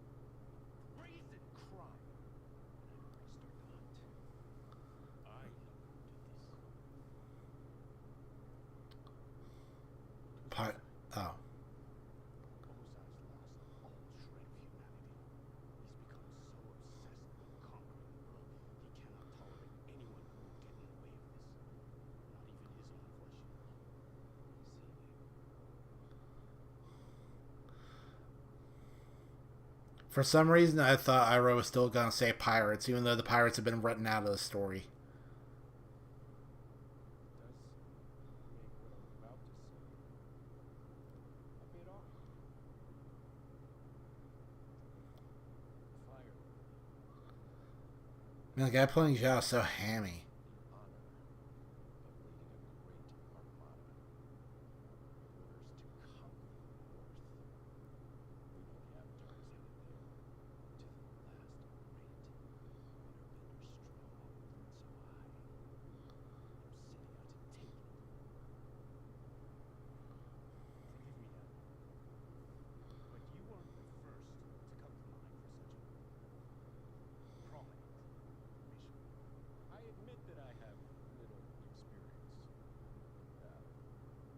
Wait, really? That also means that I have no track record of failure. Unlike you. Burn. What? This is coming out of nowhere. What? What is this scene? Are they just feeding Earthbender prisoners to Azula? That's enough. As practice dummies?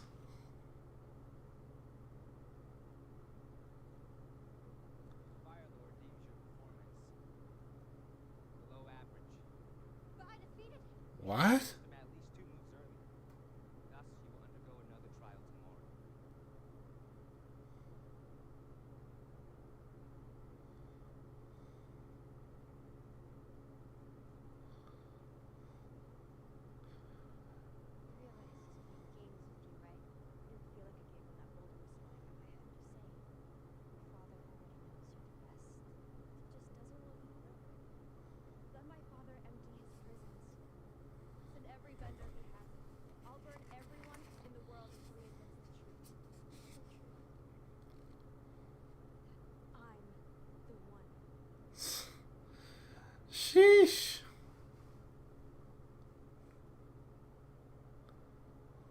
That was kind of cool. I like that scene. I like that dialogue.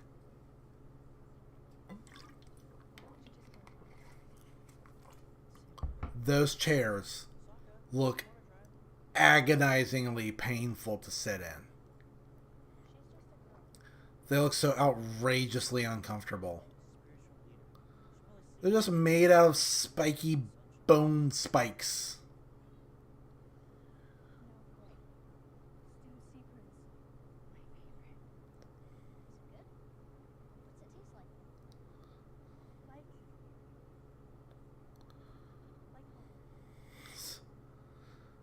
Cute. I remember when Aang got grossed out when he heard about sea prunes.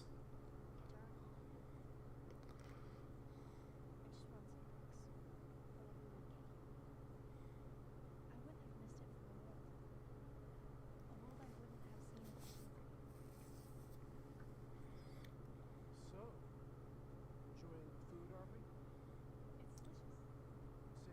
Saying you were entirely soft. Like, that guy looks like a mashup of Captain Picard and a Klingon. Must have been difficult. The Federation was attacked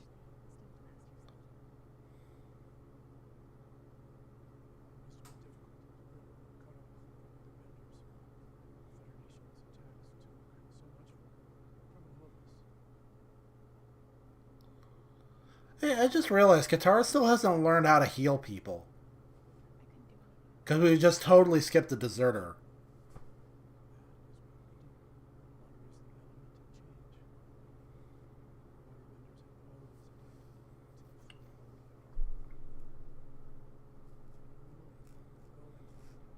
I actually want to talk about the implications of that, of not having Zhong Zhong in the story anymore. I mean, maybe they were thinking of saving him for season 2.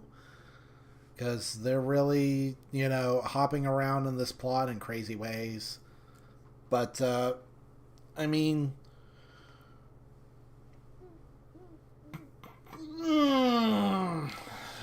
sorry, I haven't been getting good sleep. I mean... The part where Zuko accidentally burned someone, Aang already accidentally burned someone, that kind of forms the bond that opens Aang up to the idea of Zuko being his firebending teacher later. Not having that, I don't know. And how's that scene gonna work now?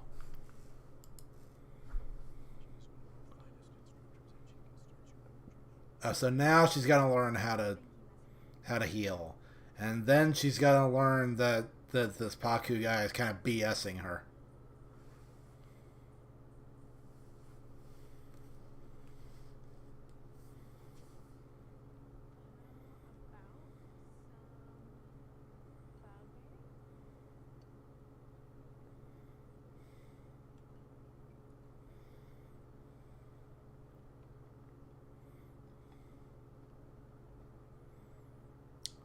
What?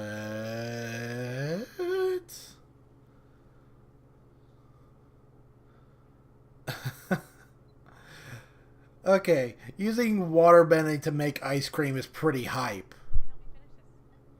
But I'm not familiar with the idea that Yue is a waterbender. That seems invented. Oh man, I'm getting really hungry looking at all these desserts. Cookies and ice cream? Oh my gosh.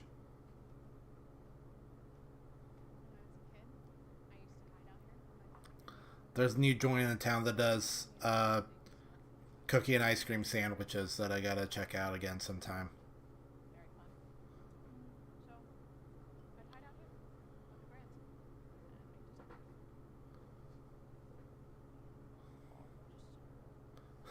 The Grands.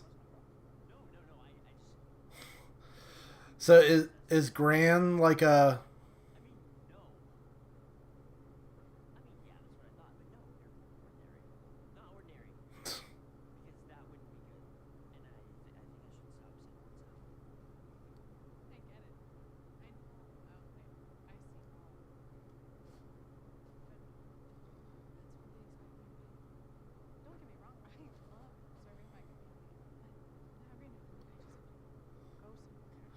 I guess Gran is like a colloquialism for grandmothers around here. I thought that was just like a cute little nickname that Katara and Sokka had for their grandmother.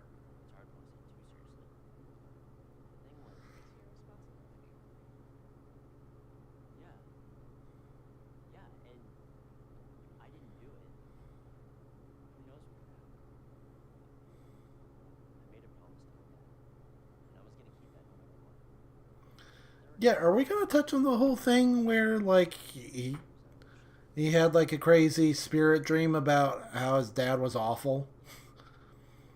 Was that real or not?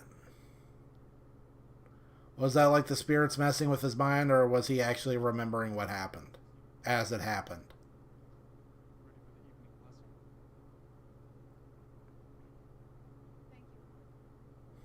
Evening blessing sounds like a euphemism for something.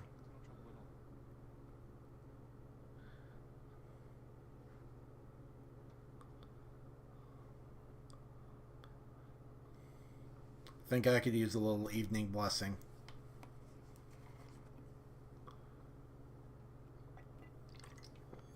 Yes.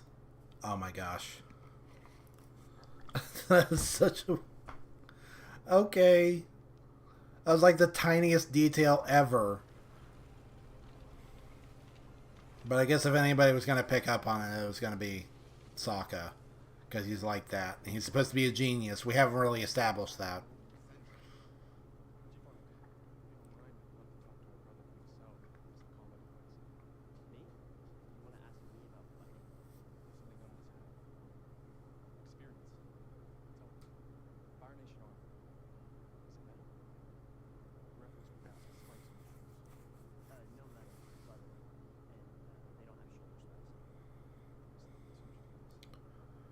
Wait, it's not metal anymore? But the big masks that they have, they look pretty metal.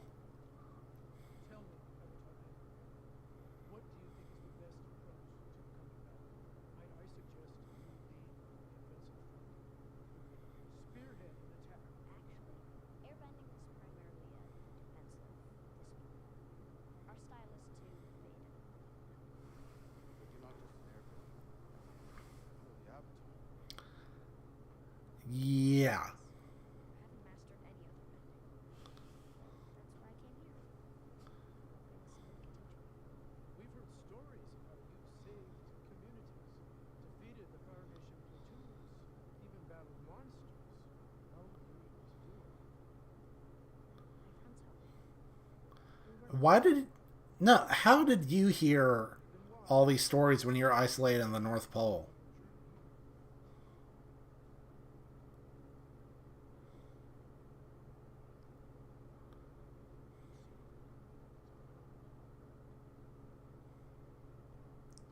Sheesh. You want to wait until you're a little further away to say that?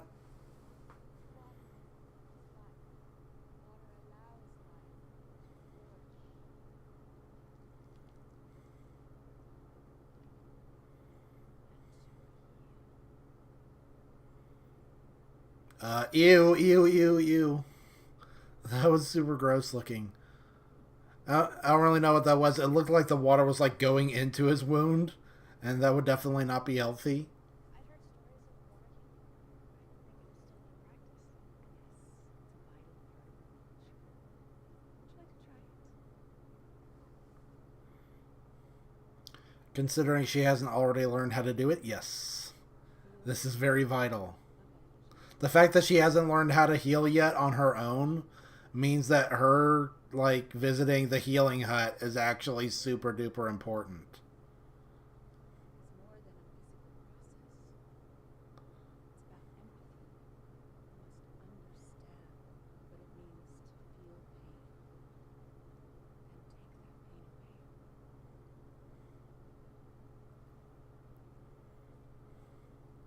You are a natural. Thanks. I've gotten good at picking things up quickly. We had to think on our feet a lot. Nothing to focus your mind and clarify that picture head. Which reminds me, when do we get to fight training? Excuse me? I think my basic forms are pretty good, but I could use help with accuracy and increasing power. I'm sorry, but when you don't fight, Here we go. not to harm. I don't want to just heal. Healing is a noble and sacred tradition, the highest of callings. No, I'm sorry. I didn't mean it like that. It's just that I think my skills lie more in combat, so if it's okay, I'd like to train in fighting techniques. No, no, honey. You still need to learn a lot about healing. It's important. Allowed? That's not right. That's okay.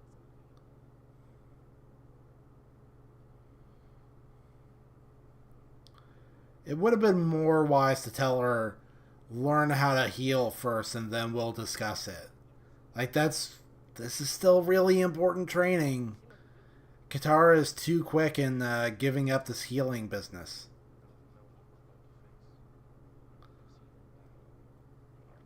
They also hastily introduced the idea that you can use water to heal. That didn't feel good, the way that that scene went. Why does it look like there are safety pins in the background?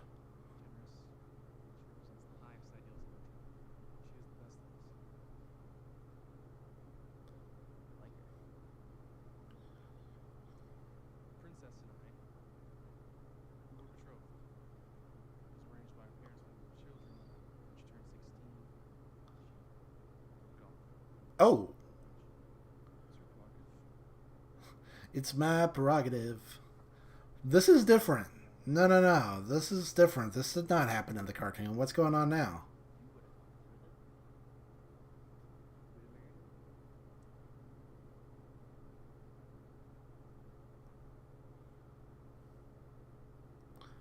Non-committal lip smacking noises. Holy crap, she's tall. I mean, I know Aang is tiny, but like that scene, that shot just made her look gigantic. I was gonna talk to Kuruk right here and now, huh? That's different. Is that a problem? It's just been a long time since anyone went to Korea. The truth is, his memory is fading for most of it. During his time as the Avatar, Korok didn't engage much with the world. Some say he became enamored with the spirit world and spent most of his time there. Unfortunately, he wasn't around much to help us deal with Your problems. But Kuruk says, in the cartoon, Kuruk says that he lived in a time of peace and there were good times. He didn't speak of problems. He also said that he was not attentive in his duties as a spiritual arbitrator. That he was not heavily involved in spirituality, and that's why Ko came to screw things up. Because he caught Kuruk lacking.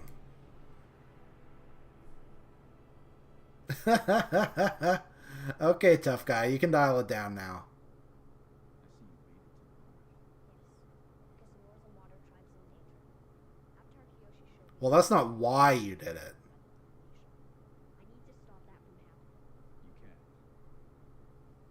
If she showed you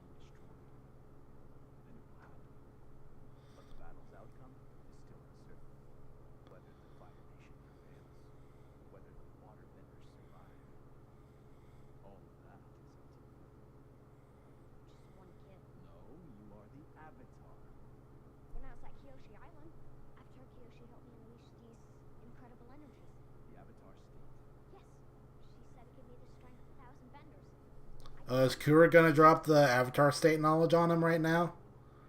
You need to first master the other disciplines. Except she was able to take control. She could channel the power through my body. She was in control. You can do that. That's not possible. Yes, it is. Kyoshi did it. I'm not Kiyoshi. But you still could.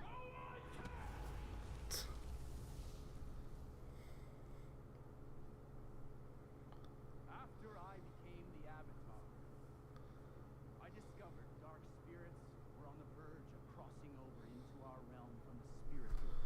Wait, hold on. After you became the Avatar, you weren't the Avatar, then you were. You're just the Avatar all the time, forever. I feel like that line needed some work. Because it's not true. You didn't become the Avatar. You might have become aware that you were the Avatar. I feel like he misspoke there. So I spent my life fighting it. The war I waged on the spirits damaged my body and corrupted my soul. My condition, I wouldn't be able to control the Avatar state any more than you could. Oh, okay. Well, I mean, it did damage your soul too much because you got reincarnated, and, you know, Kiyoshi didn't have too much trouble. Roku didn't have too much trouble. Aang doesn't have too much trouble. So I don't know what you're saying. This kind of feels like BS excuse, but okay, sure. Despite all my sacrifices, I still couldn't save the one that mattered the most. A predatory spirit came to seek vengeance on me. Umi, my beloved, Wait, vengeance. price. What did Ko do to you? Stole her face. Yeah, by the way, Ko's the face stealer. I don't know if we established that at any point, but he steals people's faces when they express emotion around him. And for some reason, he didn't do that to Katara or Sokka. That detail got totally lost in this adaptation. But okay, whatever. Let the speed run continue. Walk alone, or else the ones you love will suffer.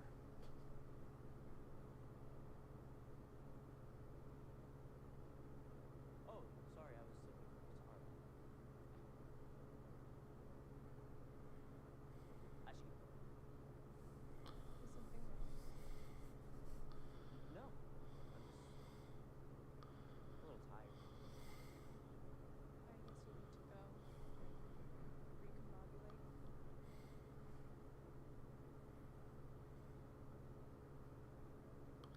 It was you. Yes. You're the What? but how? Yeah. How? Not long after I was born, I got very sick. So my father pleaded with the spirits to save me. And a miracle happened. The moon spirit answered his prayer. And gave me Okay. his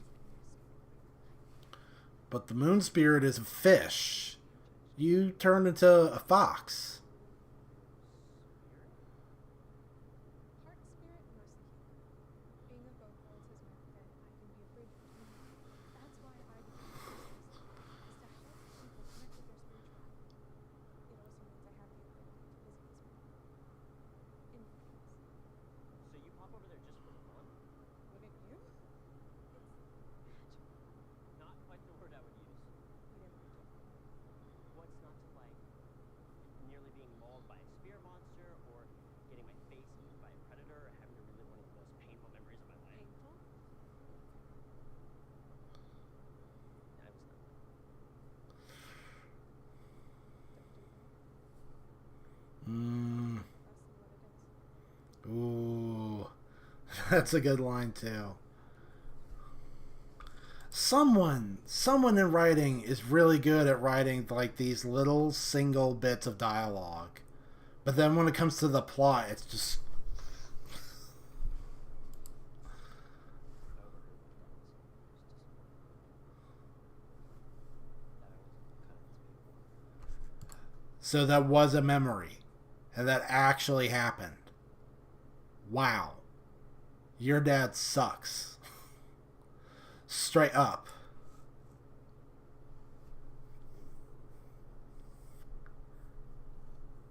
Sheesh.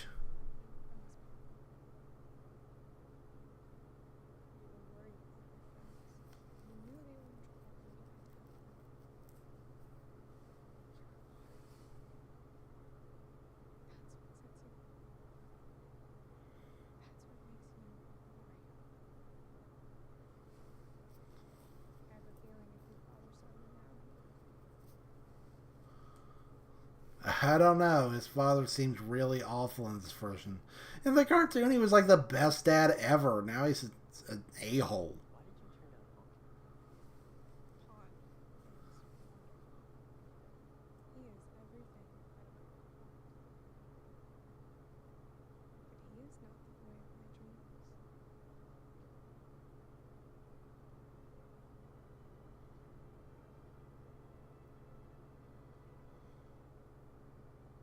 Why friends me? Oh my gosh.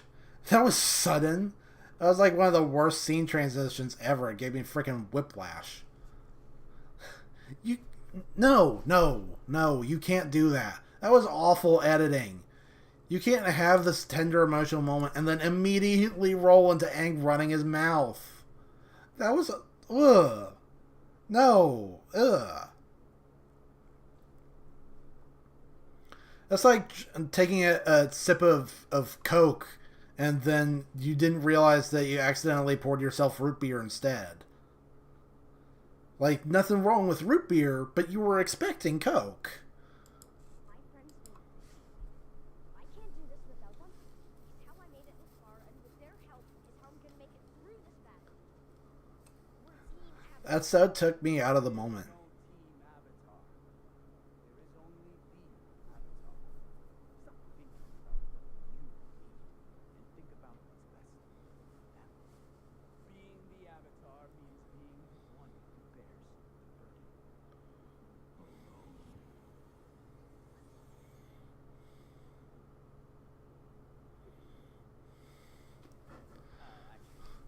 Man, a lot of these...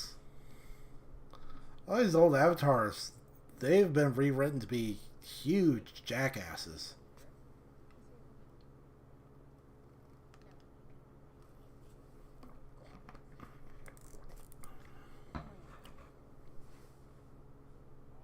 Yeah, who needs that guy anyway? He sucks. Great, but I wanted to ask. Where will I be stationed? Here we go. No, I didn't. I wouldn't have accepted it if I did. It's not a matter of accepting it. How's it going? It's stupid and it's wrong. This is not up for debate. I've been fighting firebenders ever since I left home. Can any of your men say that? That doesn't matter. Why not? Because this isn't about them, it's about you. You're not strong enough. Women aren't strong enough. You've been training, preparing to lay down your life for everyone here. And I'm not afraid to let the Avatar She has.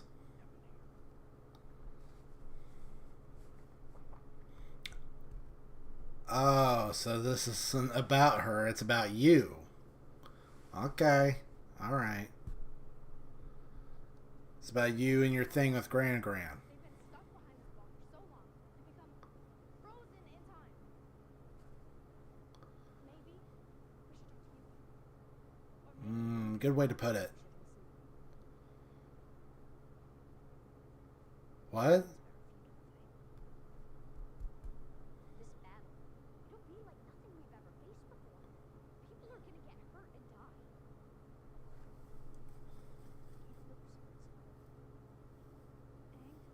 Aang, you're not gonna lose us. Just the thought I could is gonna hold me back. These people need the Avatar. I can't be the Avatar. Ooh. That's rough. Sheesh. Okay. Drama. Ooh, fancy. Got the big crest and everything. I noticed in the cartoon that there was like a big ship with the big, huge, crazy looking like lion monster crest on it. And then later when they introduced the War Zeppelins, it also has the crest, like the lead Zeppelin has the great big honking crest. And I just wonder sometimes if they took the crest from the ship and then put it on the Zeppelin or something. What the Paul? Rich's capital city. I quite like Zhao the Conqueror. Should have some flair. And if I understand these battle plans, you are attempting a further assault on Anglican. The city is surrounded by impassable barriers on three sides. Its front is protected by an ice wall. What makes you think you can succeed while so many others have failed? Because I have something. Oh boy, here we go. I have destiny on my side. Despite what our propaganda would have you believe, the waterbenders are neither weak nor cowardly. Underestimating them will lead to tragic consequences. That won't happen. For one thing, the fleet has been outfitted with new deadly weapons. But, more importantly, I have personally made arrangements to ensure our victory.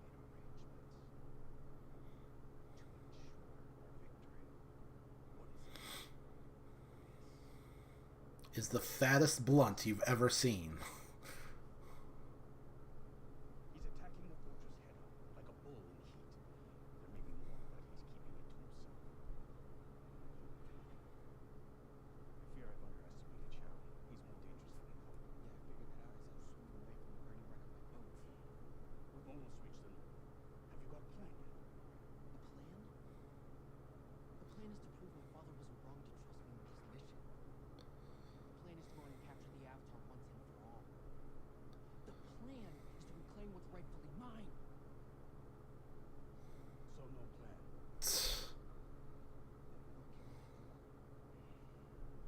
I'm still surprised. That's good. Far beyond him. It's almost as if he's working with someone else. You notice how this is getting better? I think it's because now that we finally pushed through to the North Pole and there's not much catching up to do, the story's kind of regained its focus. Now it's just being what the cartoon was. Which, I mean, it's kind of not that exciting in its own way. It's just, you know, copying what was already done in live action. It does have some good dialogue, though. So maybe I'm not giving it enough credit in that regard. But I'll still take this over the crazy jumble of different episodes being Frankenstein together and horrible patchwork nightmares like what happened with Amashu. Someone much smarter. Choose your opponent. All of them. No, You must select one. no. I'm done. Azula, stop playing games. I'm not the one playing games. This is your last chance. Fight. Or fail. I thought for sure she was going to say bring them all on. No. What? What is happening? This is so the opposite of the cartoon, where Azula was showered with praise for being the child that Ozai wanted. And Azula was happy to please her father. Now the father's being harsh to Azula, and Azula's getting fed up and speaking back to her dad.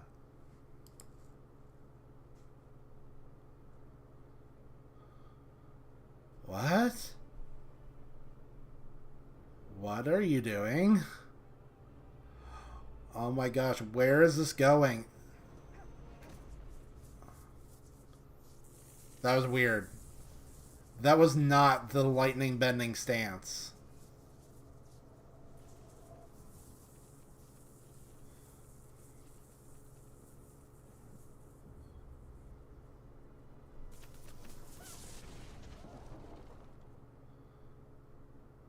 Okay.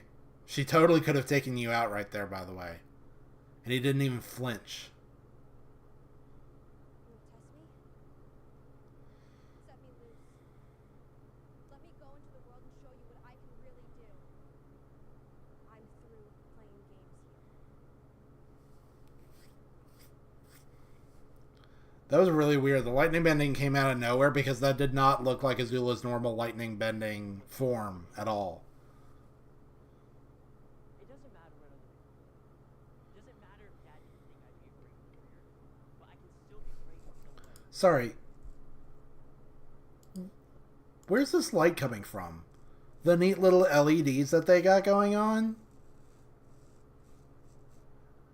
What is that? Doesn't matter if Dad didn't. I feel like I kind of want to talk about that, about the weird glowy bits. The point is, I get to decide. Just like you get to decide who you are, not Paku or anyone else. I'm gonna challenge Paku to fight. I know. He's a master. I know he's probably gonna mop the floor with me, but it doesn't matter. All my life I've held myself back. I'm not just gonna let someone else do it to me now.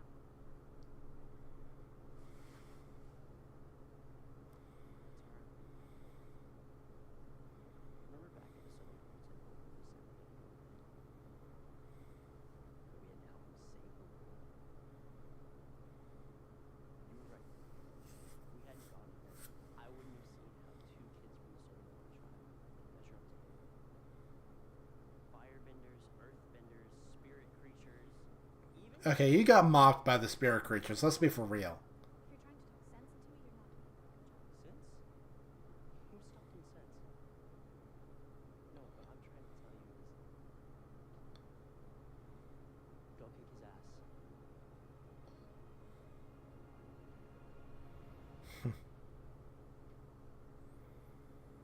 Ooh, it looks even cooler now with like the better lighting. You're afraid of me, my lord. But you're wrong. Go back to the healing pulse. I think And yeah, smack him right, yep, right in the back of the dome. Why? You want to learn how to fight? Study closely.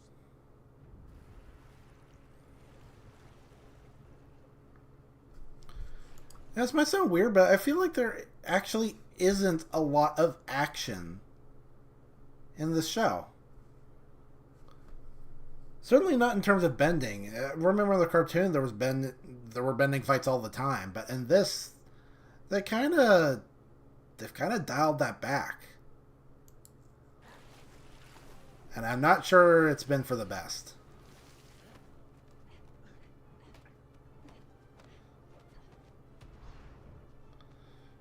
Is she gonna show off her weird little ice disc move that she learned how to do? Whoa. What? What is this? He's an airbender too? That was not waterbending. Not waterbending at all.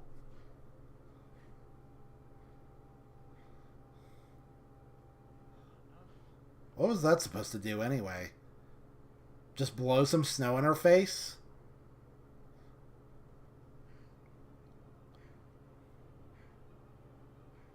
Is that all you got?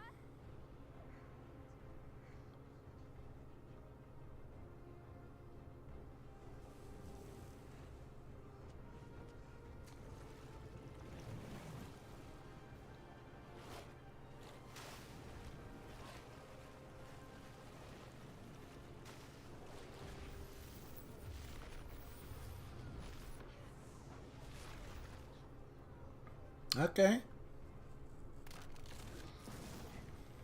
Here we go. They did that little shot too. I didn't think they would. Look at this Frozone stuff. He's like shooting stuff out of his... Look at that. There's some goofy stuff going on here.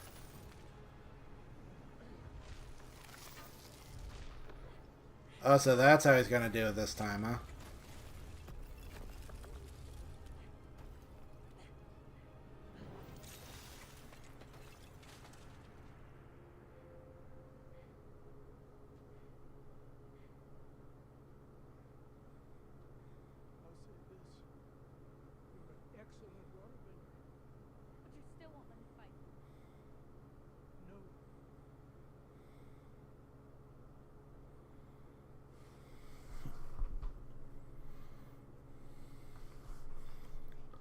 Hey, Katara didn't lose her little necklace in the fight. How did you do that? Can you show me? Well, I doubt anyone's gonna say you're not strong enough now. No? Just say I lost. Did you?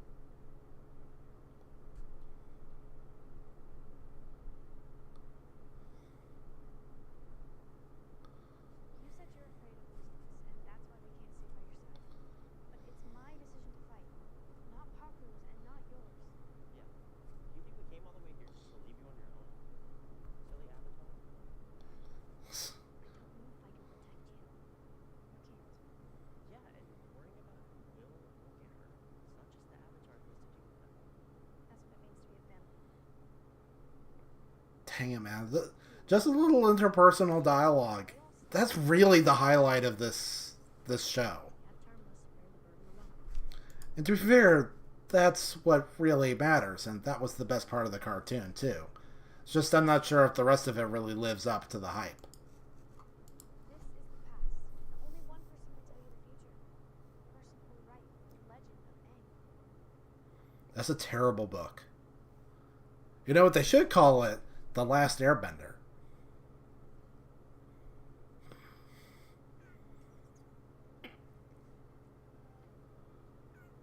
Yeah, Momo, by the way.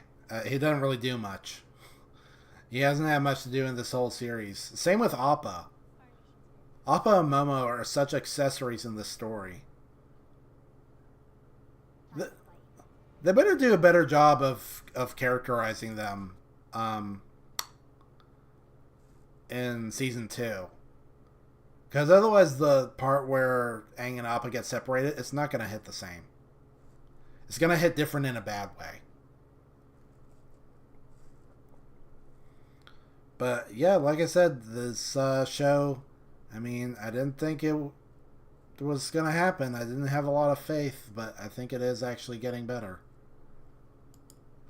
So let's wrap this up.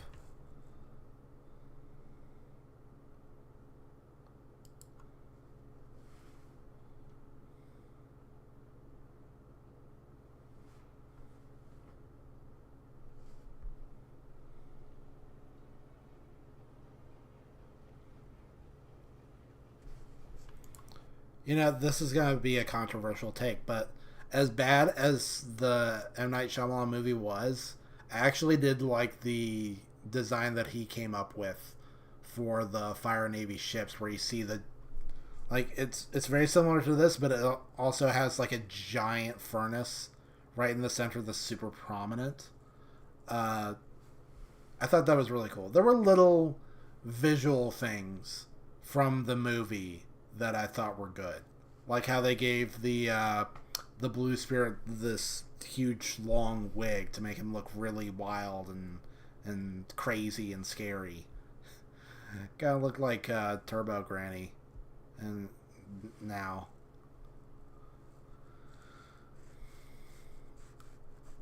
But where? Okay, I just lost my mouse for a second for some reason. That looks so Take your mask off! If you want to see, take off the dumb Shredder mask. What are you doing?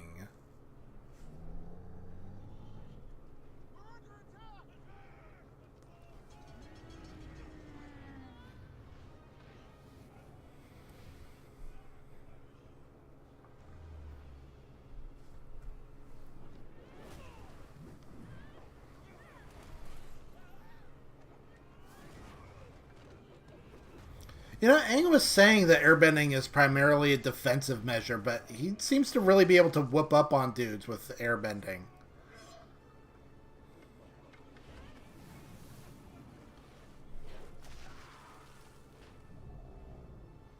Watch out, Katara! There's a new group coming in Starboard side! Hey, get the soldiers at the front! I got some things to take care of! Alpha, get the I like the little detail of Appa dropping someone in the drink. If you haven't seen Sokka use his club much.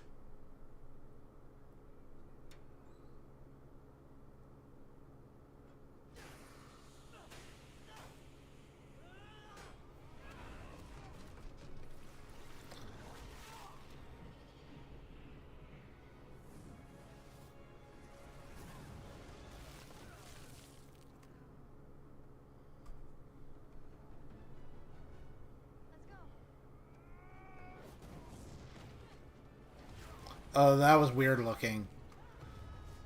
The weird CG Muppet versions of those characters flopping around, I didn't like that.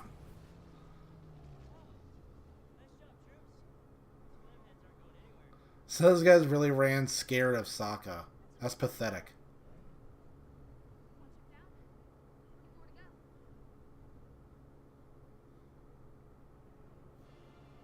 Ooh.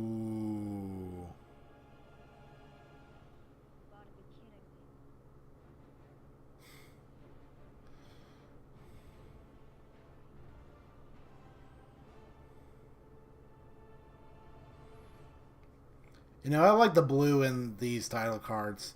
You know what this kind of looks like? It looks like graphics for like an aquarium or something. Like when they got their little screens to do presentations, or they gotta cook up a background for their little display on blue ringed octopi or something. Hey yo, hold up, Pyro. Can we take a second to talk about your sweet new drip? That outfit is cool. It's got like a crazy lightning turtle face on it. Look at that.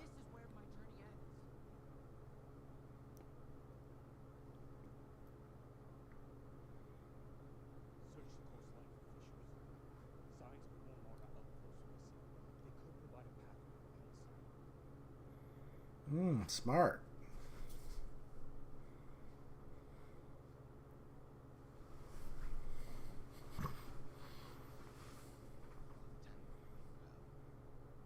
Aww. That's really cute.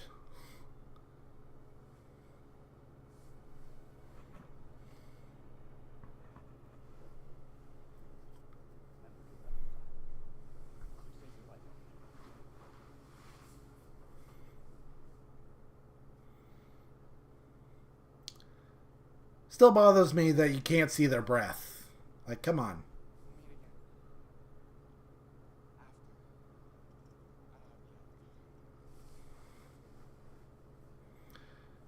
Maybe they tried to do it with CG and it was just too distracting in the scene and they decided to cut it. I don't know. But it's still distracting that there's not visible breath.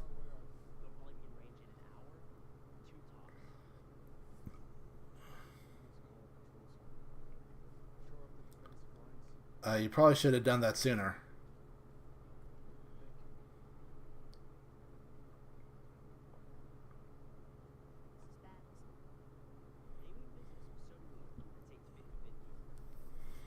So, by the way, we did not have that discussion about how Paku was trying to marry Katara's grandma.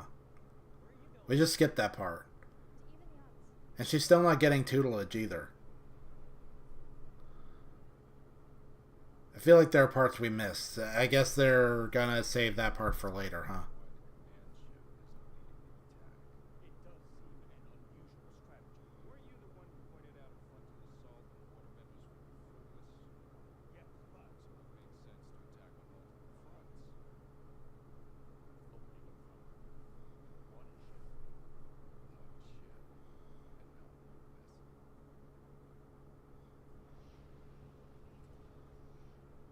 Okay, so we're doing this.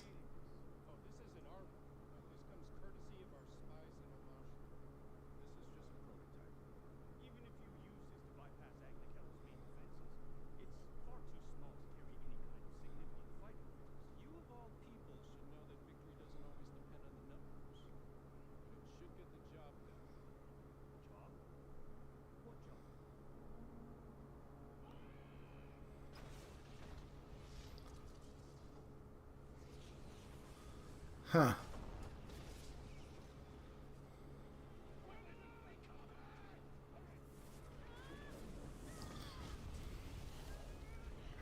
Yo, where's our defenses, man? Where's our waterbenders? Square up. There we go. Don't get caught lacking.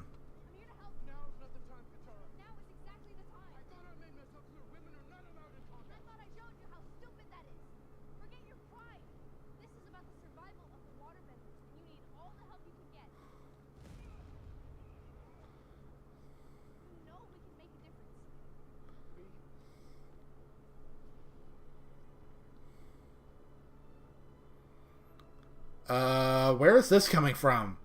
Ain't none of these ladies asked to fight. All they want is what you want. They don't know nothing about fighting. You've been out on the front lines. You're making a big decision for a lot of people. Relying on the past when it stops us from having a future. Aren't we gonna need people to heal? Like, we need combat nurses. We need combat medics out here to take care of the injured. Help them repair the damage. See if the warriors need any other assistance. I'm sorry, I just feel like we're really underrating the importance of medical care in a war scenario. Like making sure your people survive is just as important as fighting.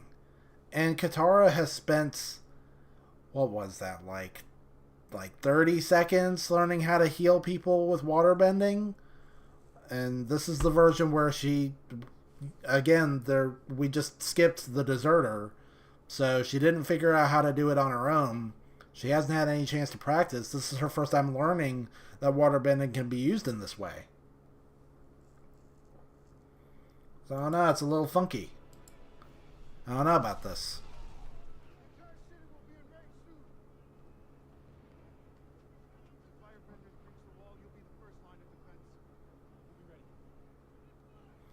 Oh, and you got a little smudge on your forehead. Let me wipe that off for you. I'm not going to hide while everyone is I'm sorry, that makeup just looks You just stop being overprotective. like it worked in the cartoon. In live action, I don't know.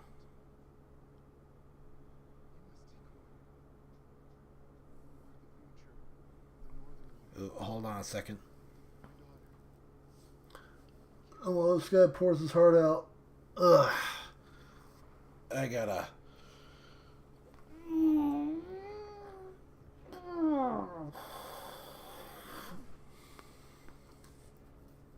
need you to go with Hubert and help her move the people away from the wall. Most importantly, make sure the princess stays safe. I swear I won't leave her side. It's all good. Take care of it. Man, this guy's way less of a jackass in this version. When it seems like most other characters have been jackassified considerably. That's not gonna work. Or maybe it will. And I don't know what I'm talking about. Hawker sent you to me? He told us to help you in any way we can. We haven't finished your training yet, but we'll try our best. You can start by reinforcing that section. If you spot any incoming fireballs, don't try to take them on yourself. Let me know. Yes, Master Katara. These fireballs come on kind of fast, you know. You don't have time to run over and be like, hey, there's a fireball coming, we need help. Like, when there's a fireball coming at your face, you're kind of put on the spot right then and there.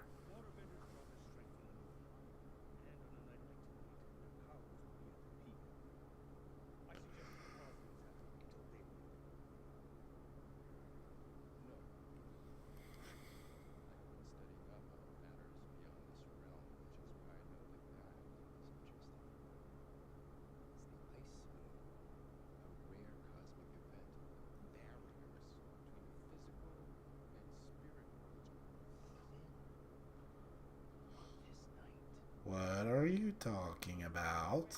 I received the Fire Lord's orders to conquer the North. I knew brute force wasn't going to be enough. I needed an edge. Nothing. Just a bunch of mumbo jumbo about lion tools. Cosmic balance, push and pull. And yet there is wisdom to be gleaned from the old tales. Agna Kelly is built on the sites of the ancestral home of the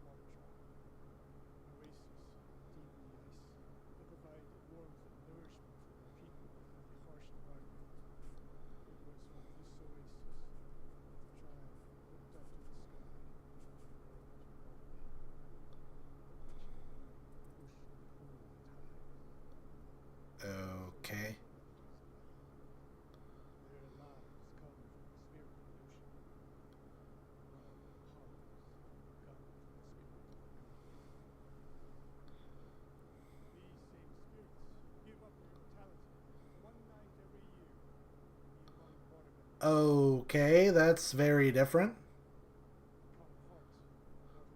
For only one night? I'm used to the idea that Twee-in-Law are just fish all the time. Light and darkness, yin and yang, life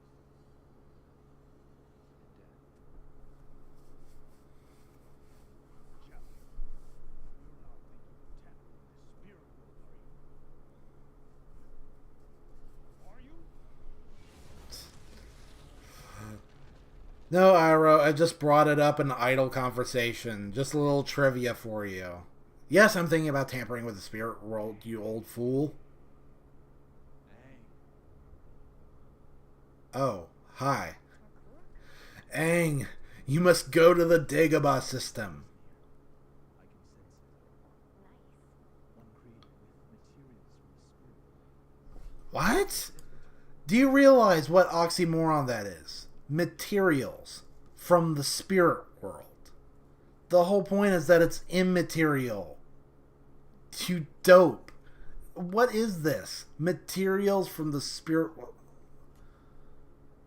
Whatever. Whatever. If you can get like little action figures from the spirit world, I guess you can get a knife too. Ugh. Whatever. Turn to the north, it can only mean one thing. You're going to kill the ocean and moon spirits? Of course not. Killing the ocean spirit would deprive waterbenders around the world of their lives. Men, women, children. I'm not a monster. No. Well, that and, Fire Navy ships sail on the ocean. You wouldn't want to mess up that.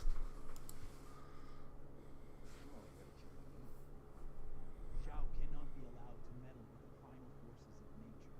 In doing so, he will throw the entire world out of balance. The Avatar's power is great, but it pales before the power of the elemental spirits.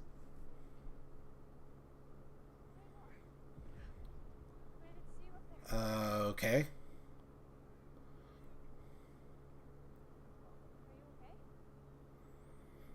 I need to find Sokka and Roy. Something terrible is about to happen. Kuruk told me there are 3 rules. Get the knife, get the knife, get the knife.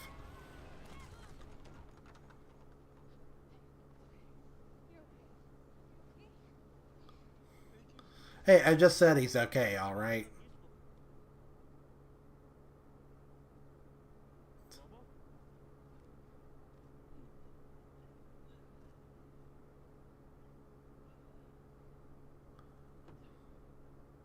Hey, he's fine. We got 2 more seasons.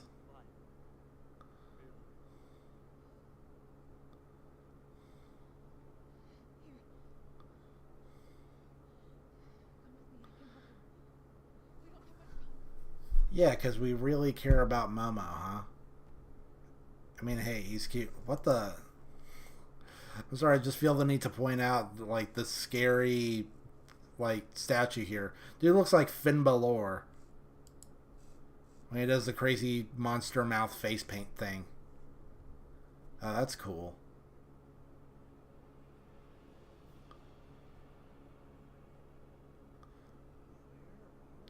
Whoa, the oasis is freaking huge now. It was just a tiny little garden before. But now it's, yeah, as she puts it, a grove. It is really cool looking.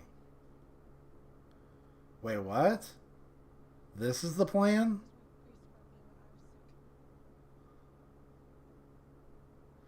I'm sorry, this just feels really weird to me. Momo has barely had any presence in this adaptation.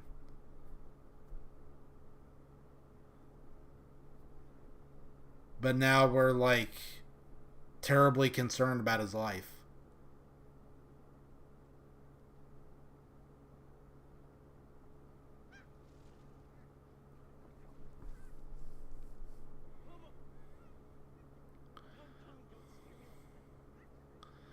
This feels like Momo's written out of most scenes. He does nothing, goes nowhere.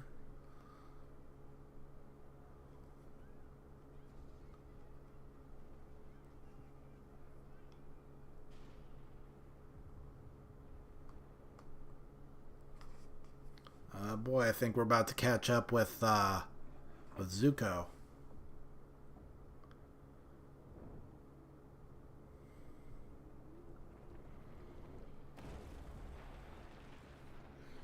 Dang. Flame on.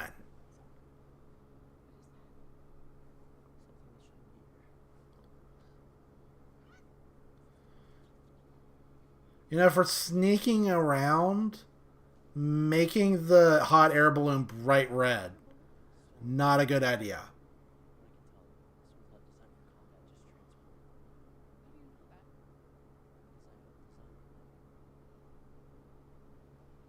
Wouldn't it have made more sense to give a camouflage, like make it all white and blue?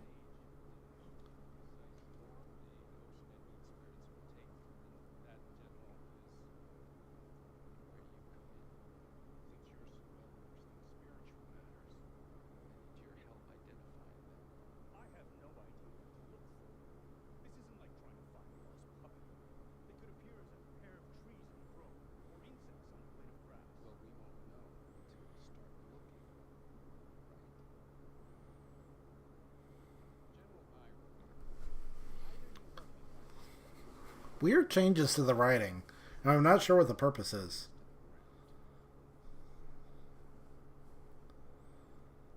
I guess the knife is now a MacGuffin. Maybe that'll do something. Maybe it really is like get the knife, get the knife, get the knife. There's no one left to run. This isn't about Zhao, this is about us! And you're coming with me. Now! Go. Stop Zhao. I'll do it.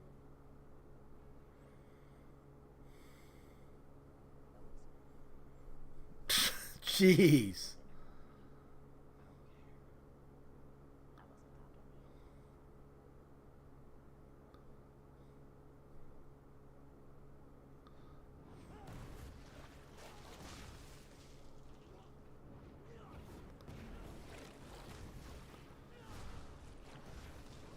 Man, Aang really dissed Zuko there.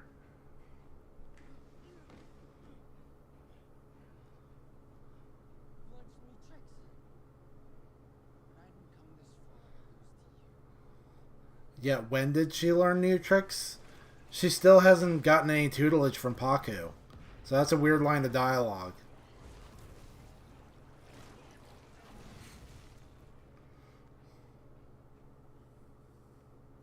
Little peasants! You found a master, haven't you?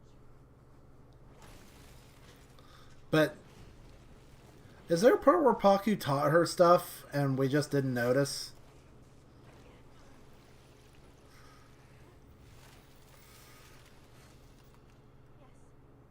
You're looking at her.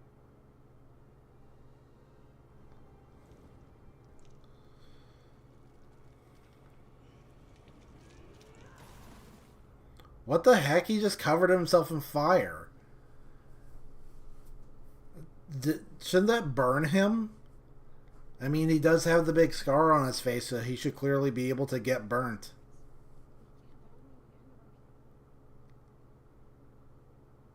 Yeah, talk a little louder, honey. We are supposed to be sneaking, remember?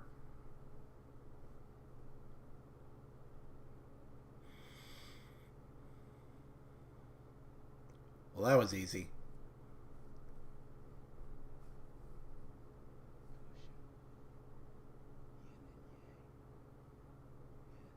Don't go fishing.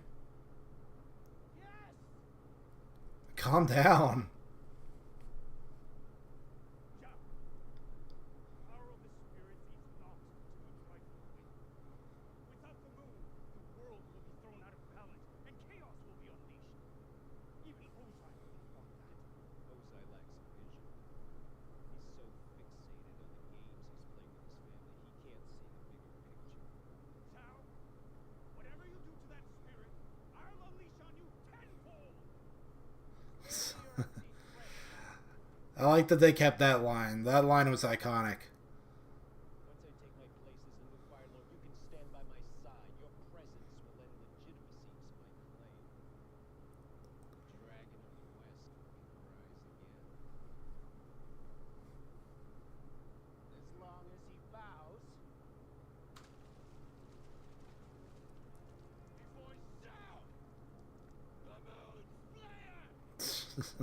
You've been cooking that, huh?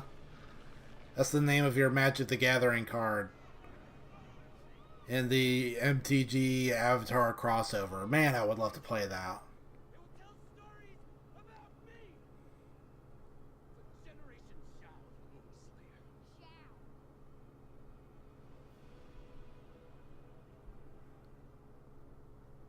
You're too late, Avatar. Shao. No matter what you think, this isn't power. Do you realize what I can do? I can wipe out an entire race of benders. Can you imagine what that's like?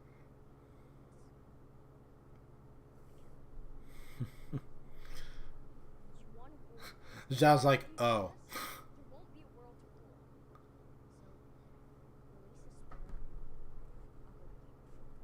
release a spirit. I'll go with you. Peace. Do you think anyone cares about you?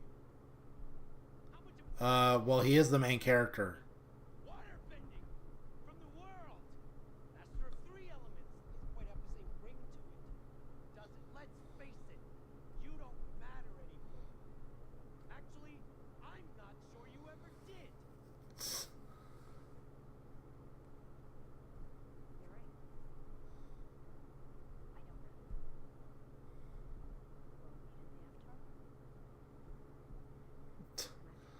the Avatar? Zhao. Or, not Zhao. Iroh. Jeez. Iroh, this is your chance. Just go up and snatch the bag.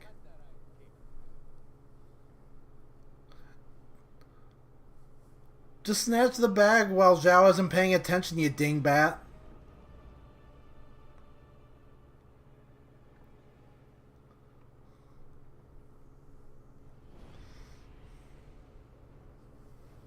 Oh my gosh, the Force. So stupid. No, Iroh, don't like reach out to him. Just hit him with some more firebending. You ninny. Good job, bro.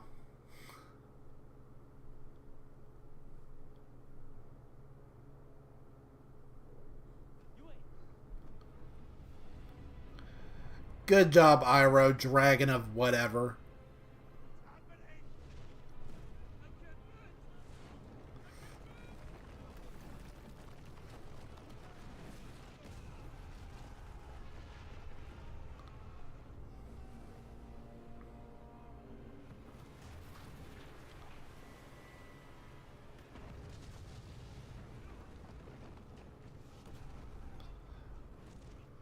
I like this shot.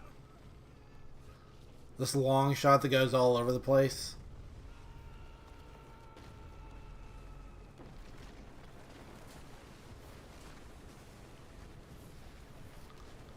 Oh no, the Titans have gotten through the wall. Wouldn't it be crazy if... Okay, I don't know why it stopped being full screen, but wouldn't it be crazy if later, when Aang hulks out with the Ocean Spirit peeks over the wall like the Colossal Titan?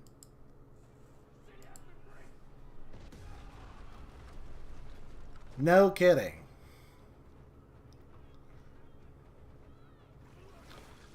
Hey, where's Appa?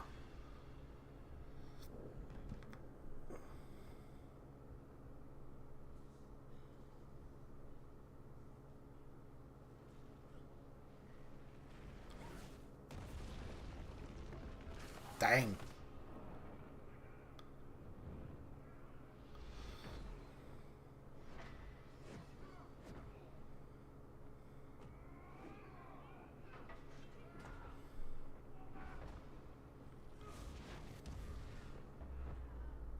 Oof.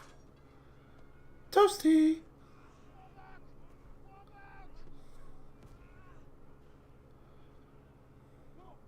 Cover your retreat.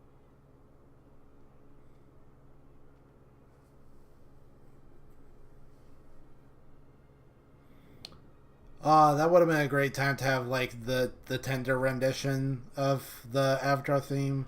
You know, the na, na, na, na, na, na, na. Yeah. But no, we're doing our own thing. Not enough leitmotifs from the cartoon, honestly. Not enough. There's some, but not enough.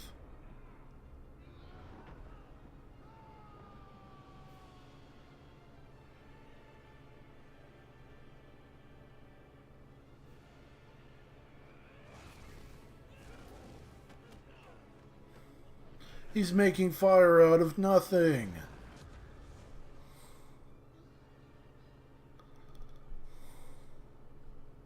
moon is gone. There's no hope now.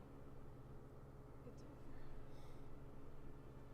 Being the Avatar is putting your duties above all else, even your life. The Avatar has to make the impossible choices, placing the world's needs ahead of your needs. The Avatar's power is great, but it pales before the power of the elemental spirits.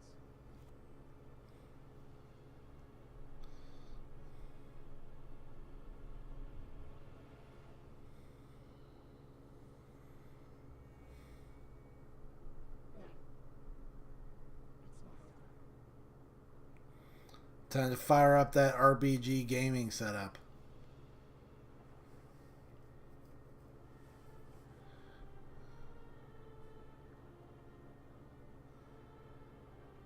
Is he gonna do the thing where he sinks into the water?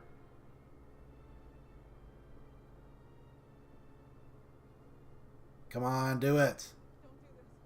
You'll be lost forever. Wait, who says? This isn't my time or my world. I can save my world. I can save this one. That's weird. Aang's in control. He's like lucid right now. I did the thing. Cool. That's gonna get all blue. Ah, that kind of hurts my eyes.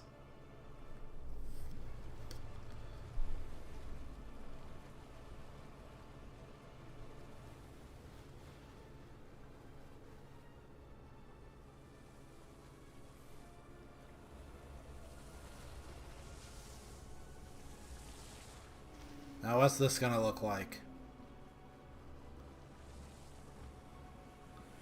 Not bad. It's a little loud though. The music's really blaring.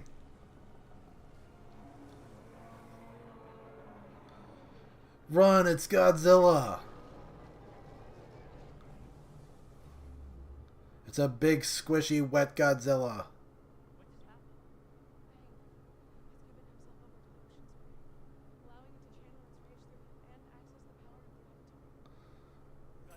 Thanks. Thanks for that completely unnecessary dialogue that over-explains what is already very obvious.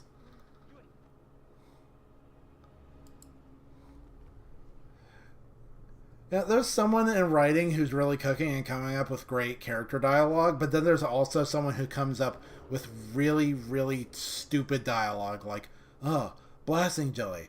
We're the 41st Division.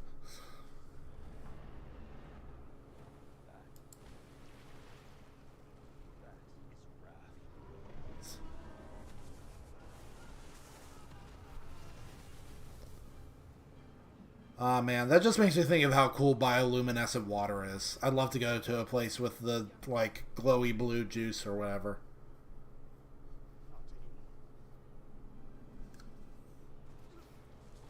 Let's go. No, don't go. We must. We must.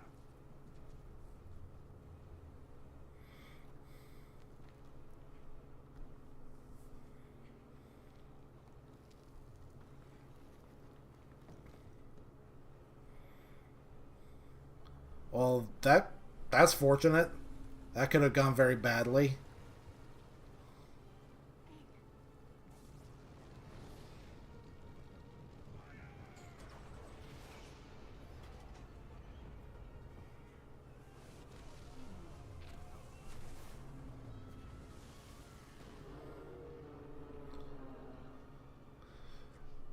Nope, sorry, your spicy Cheetos are no match before the wrath of Bluey Gooey Magooey.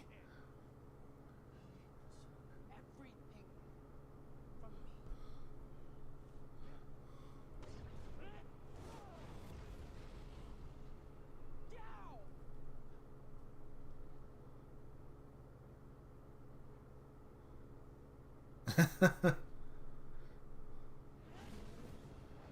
No kidding. I think maybe Zuko's noticed that.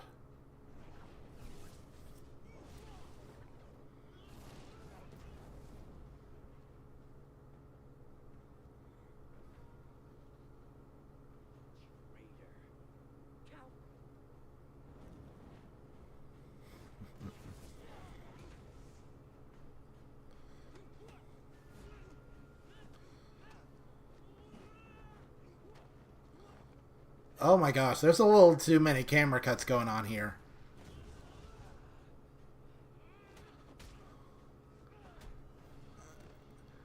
Can you please stop going back and forth so much? Everything. The Avatar was mine. My mission was... Your mission was a sham. Did you really think the Fire was going to take you back? Ozai was playing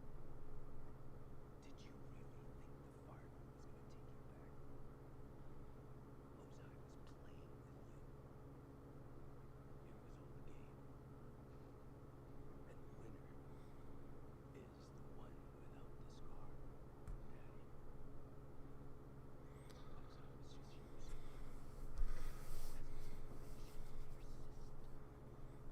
Jeez.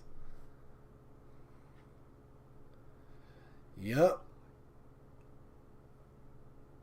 You're lying! Admit you're lying! Who do you think was my ally?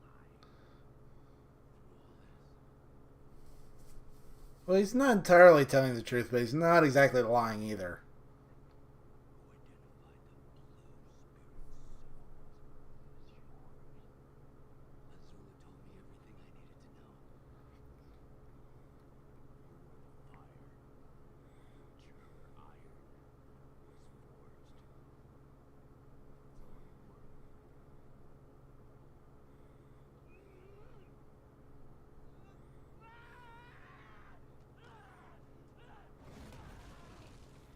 Sheesh.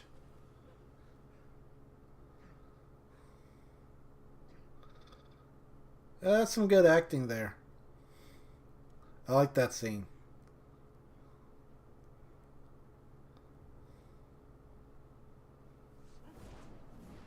Ooh, the fire whip. Oof.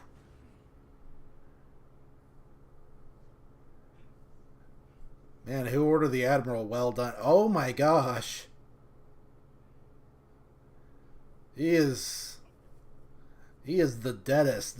Wow, he does not get spirited away by, big bluey gooey magooey. Hybrid just came along and just straight up canceled his birthday.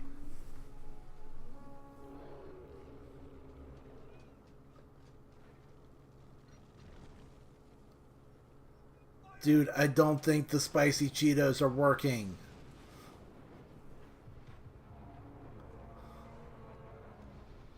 Or maybe they are.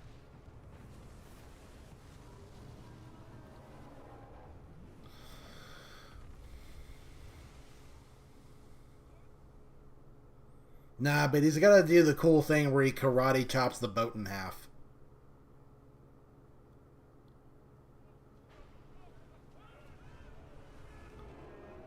Or he does the thing where he, like, pushes the boat back super fast.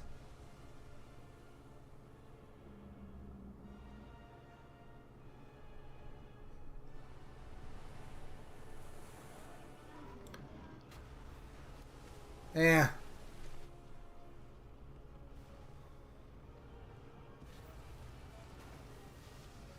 It's not as cool as karate chopping it in half.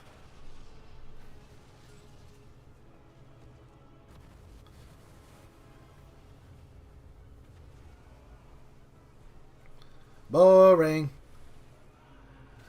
Do really cool, sick anime stuff.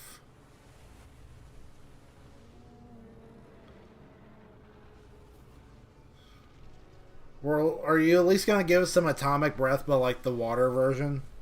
Atomic water? Atomic spew?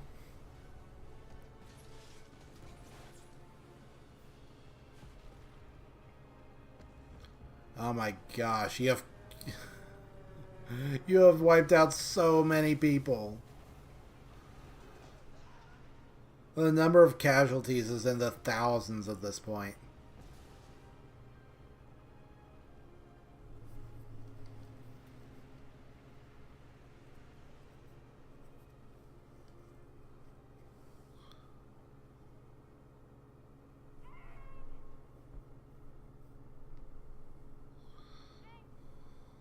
Aang is lost.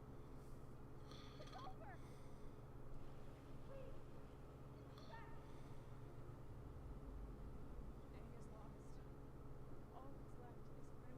who will roll endlessly between its That's right, Aang is the Ghost Rider. There must be something we can do, some way to bring them back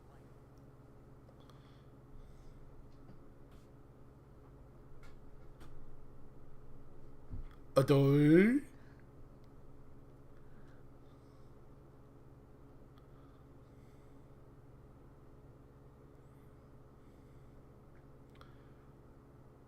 I have a girl back at Kyoshi. Oh, whatever.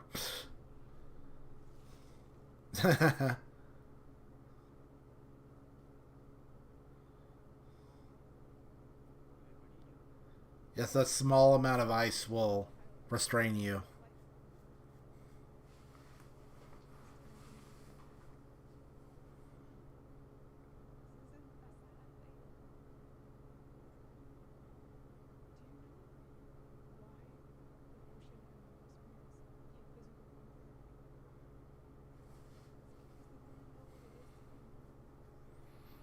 Yeah, I still don't agree with that decision, with that change.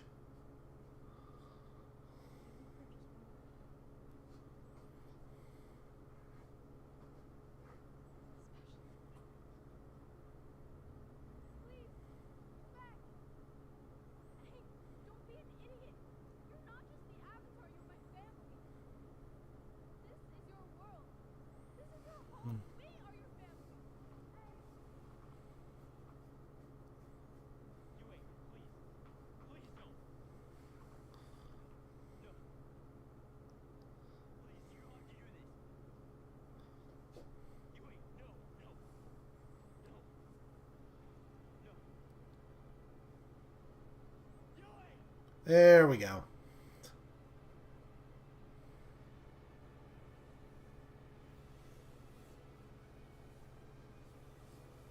Now it's time to join the live stream.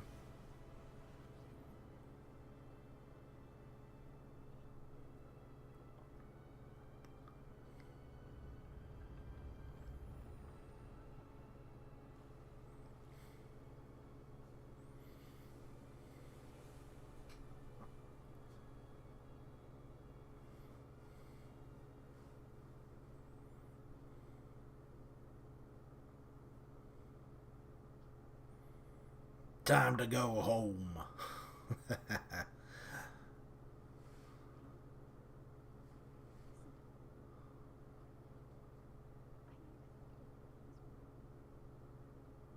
were never meant to die 100 years ago, but if you had, you're here now. And the world needs you.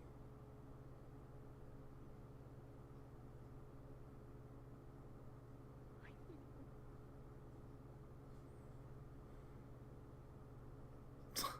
Aang looks so bored right there.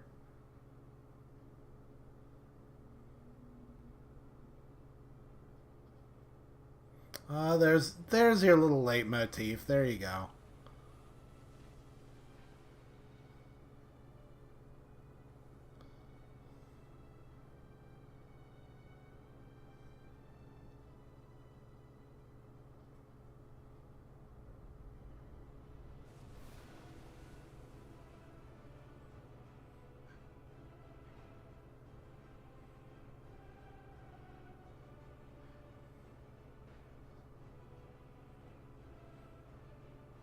Oh, wait, what? No, no. No. You are not gonna slip that one past me. How's the ocean spirit already back here? We just saw it go into the ocean. Now all of a sudden it's back behind Sokka. What happened?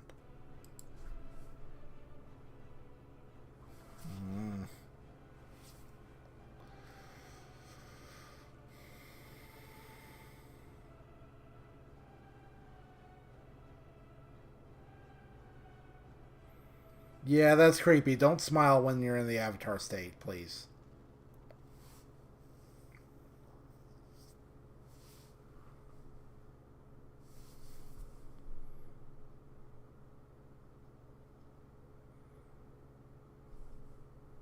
Man, that is a lot of dead people.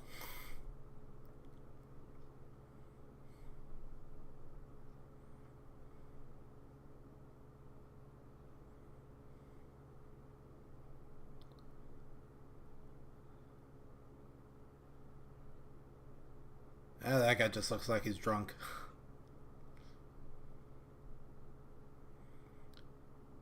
Yeah, it's not like they can't just rebuild everything out of ice. Yeah, why is everything made out of rock when they can just make stuff out of ice? I don't get it.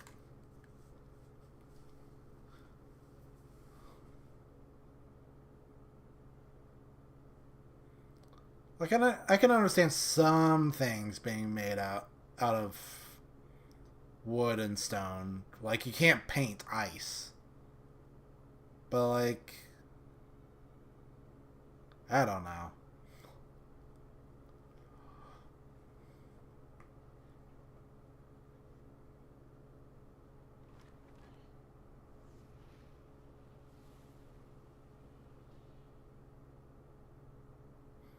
That was a cool little shot. And flying over the water and stuff.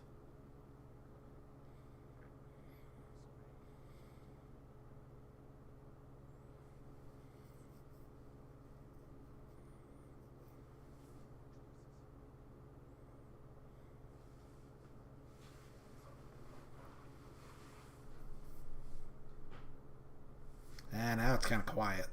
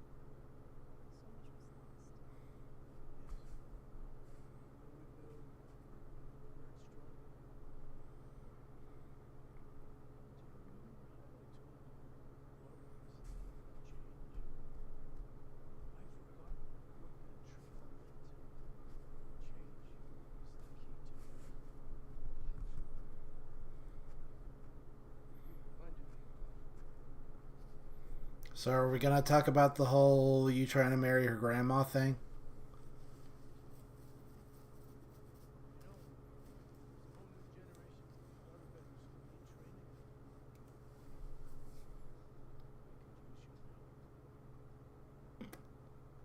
No. But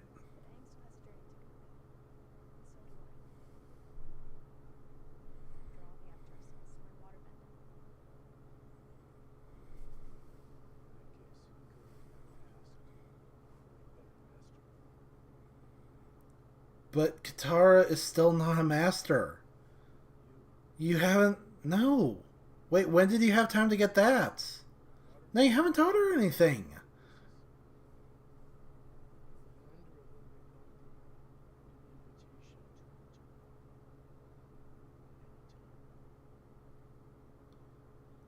Well, don't push her out the door yet. You still gotta teach her.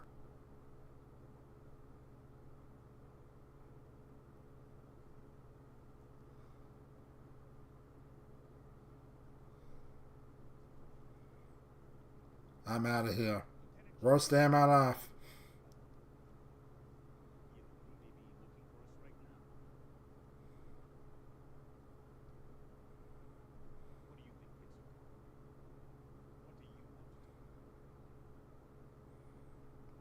I want to take a nap.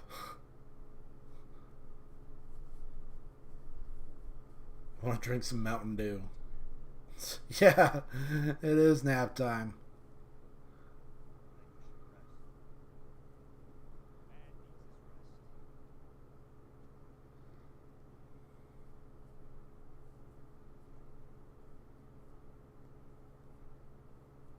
Oh my gosh, my man looks cooked.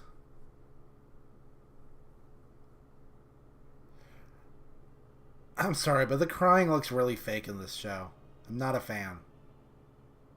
Who cries from the middle of their eyeball? Don't you cry more from like here or here? Because I failed to be the out. How do I do this without causing so much pain? Hey, this is war. There's going to be losses. There's going to be pain. None of that is your fault. And the firebenders are giving up. We have to prepare for whatever they throw at us next. And so stop worrying about the past and start thinking about what you still have to do. I think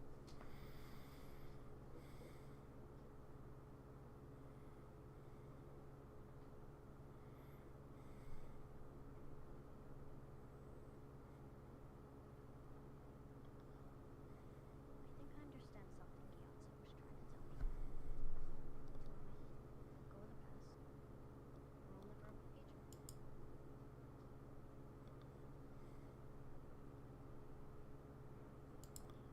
Well, that was literally what we just told you. That's right. You're gonna learn a lot about it. And I'm gonna make sure of that. And You mean Paku's gonna make sure of that?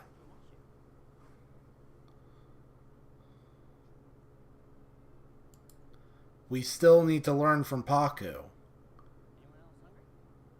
why is everything always about your stomach? Yes, as far as brains. Oh, says the kid with the melon head. Oh, I could go for that. See, food is always the right answer. Smells and something. You know, Sokka really hasn't said that much about food this season. But not unexpected. It's always an unlikely proposition.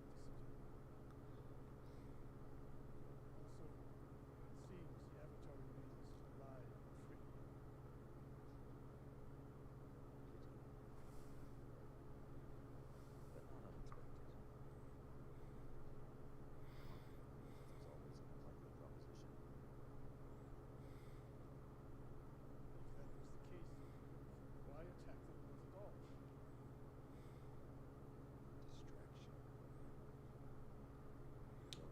those things Oh, now what? What, Omashu? Yeah, Omashu.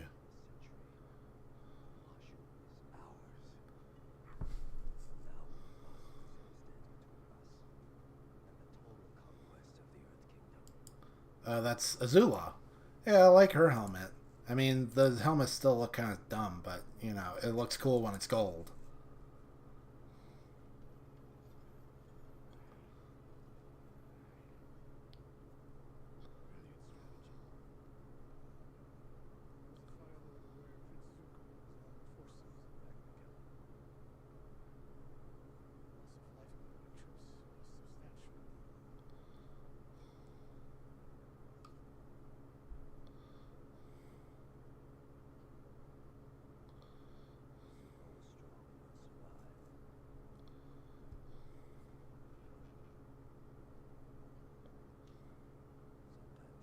Are you gonna burn it?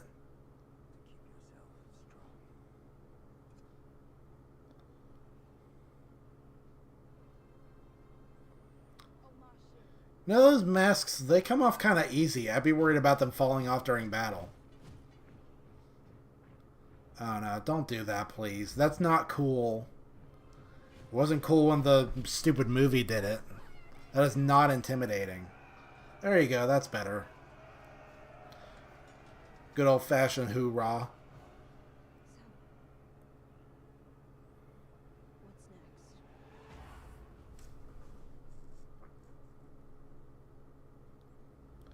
I don't know, but I hope it hurries up because I'm getting hungry.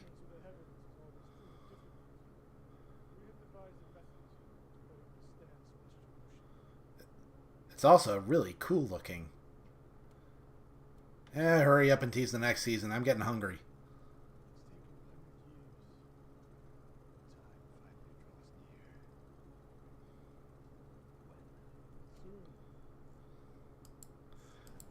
Oh yeah, by the way, while we were speed reading or speed running, while we were speed running the first season, we totally skipped the part where we learn about Sozin's comet. I hope that's okay.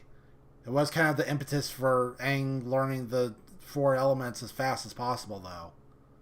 Hmm.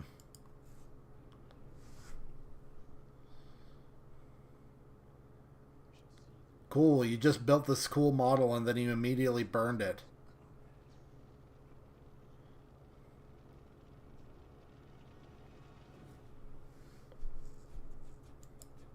You know what? If I had to guess, that's probably something they saved for the part where they go to the library.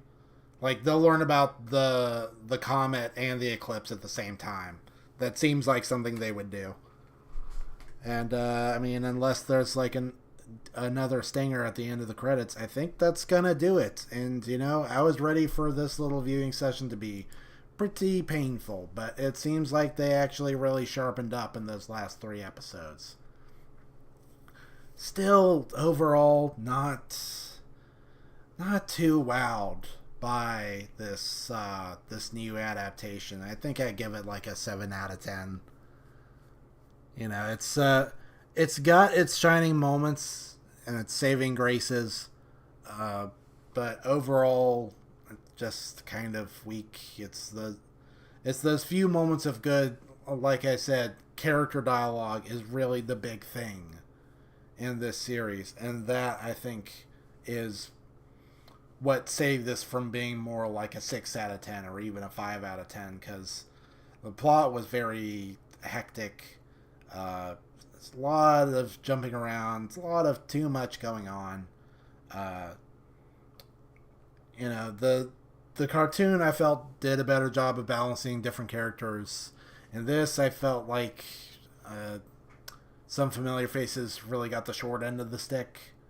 Didn't get as much screen time as they really needed to flourish.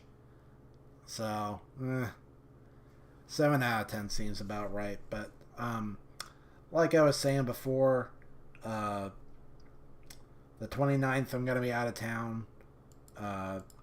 That's the day when me and my parents, you know, we're going to be leaving our little vacation spot, and then I'll be back in town on the 30th. So I figure one of two things is gonna happen. Let me actually go ahead and check this out. Do they say if One Piece is on break? I didn't say, but it might be that Shonen Jump is on break. I'll figure it out over the course of the next week. If there's a chapter, then I think I'll just delay it to Monday the 30th. It'll still be at our usual time, about 1 o'clock. I'll go ahead and check out the new chapter. If not, then the stream will just not happen, and we'll wait until there is a chapter. And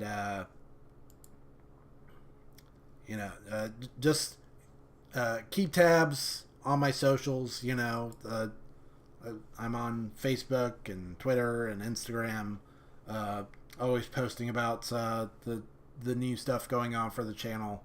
That'll be your way to really stay in touch and find out what's going on. I didn't really have time to advertise this stream on Facebook, though. It's just been a little too crazy, you know, winding down from, usual work and now getting into the groove of the Christmas break. You know, I've said it before, I work in education, and so I've been busy with the school year. But now I've got a couple weeks off, but it's not going to feel like that. I'm going to stay pretty busy for the first week and then try to rest during the second week. And hopefully also take the time to, you know, work on the channel and do some more editing and all that kind of thing. But, that's then. For now, feel free to leave a comment and tell me what you thought about the the live action Airbender, or the newest episode of One Piece. Or you can tell me, where did I put it? You can tell me about your thoughts on Metalocalypse. Metalocalypse is not going to be a channel thing. The plan is actually, my dad and I are going to binge watch this at some point. He's interested. And that'll be fun. If you could leave a like on this video, that would be appreciated. If you could subscribe, even more so. And until then, y'all have a Merry Christmas.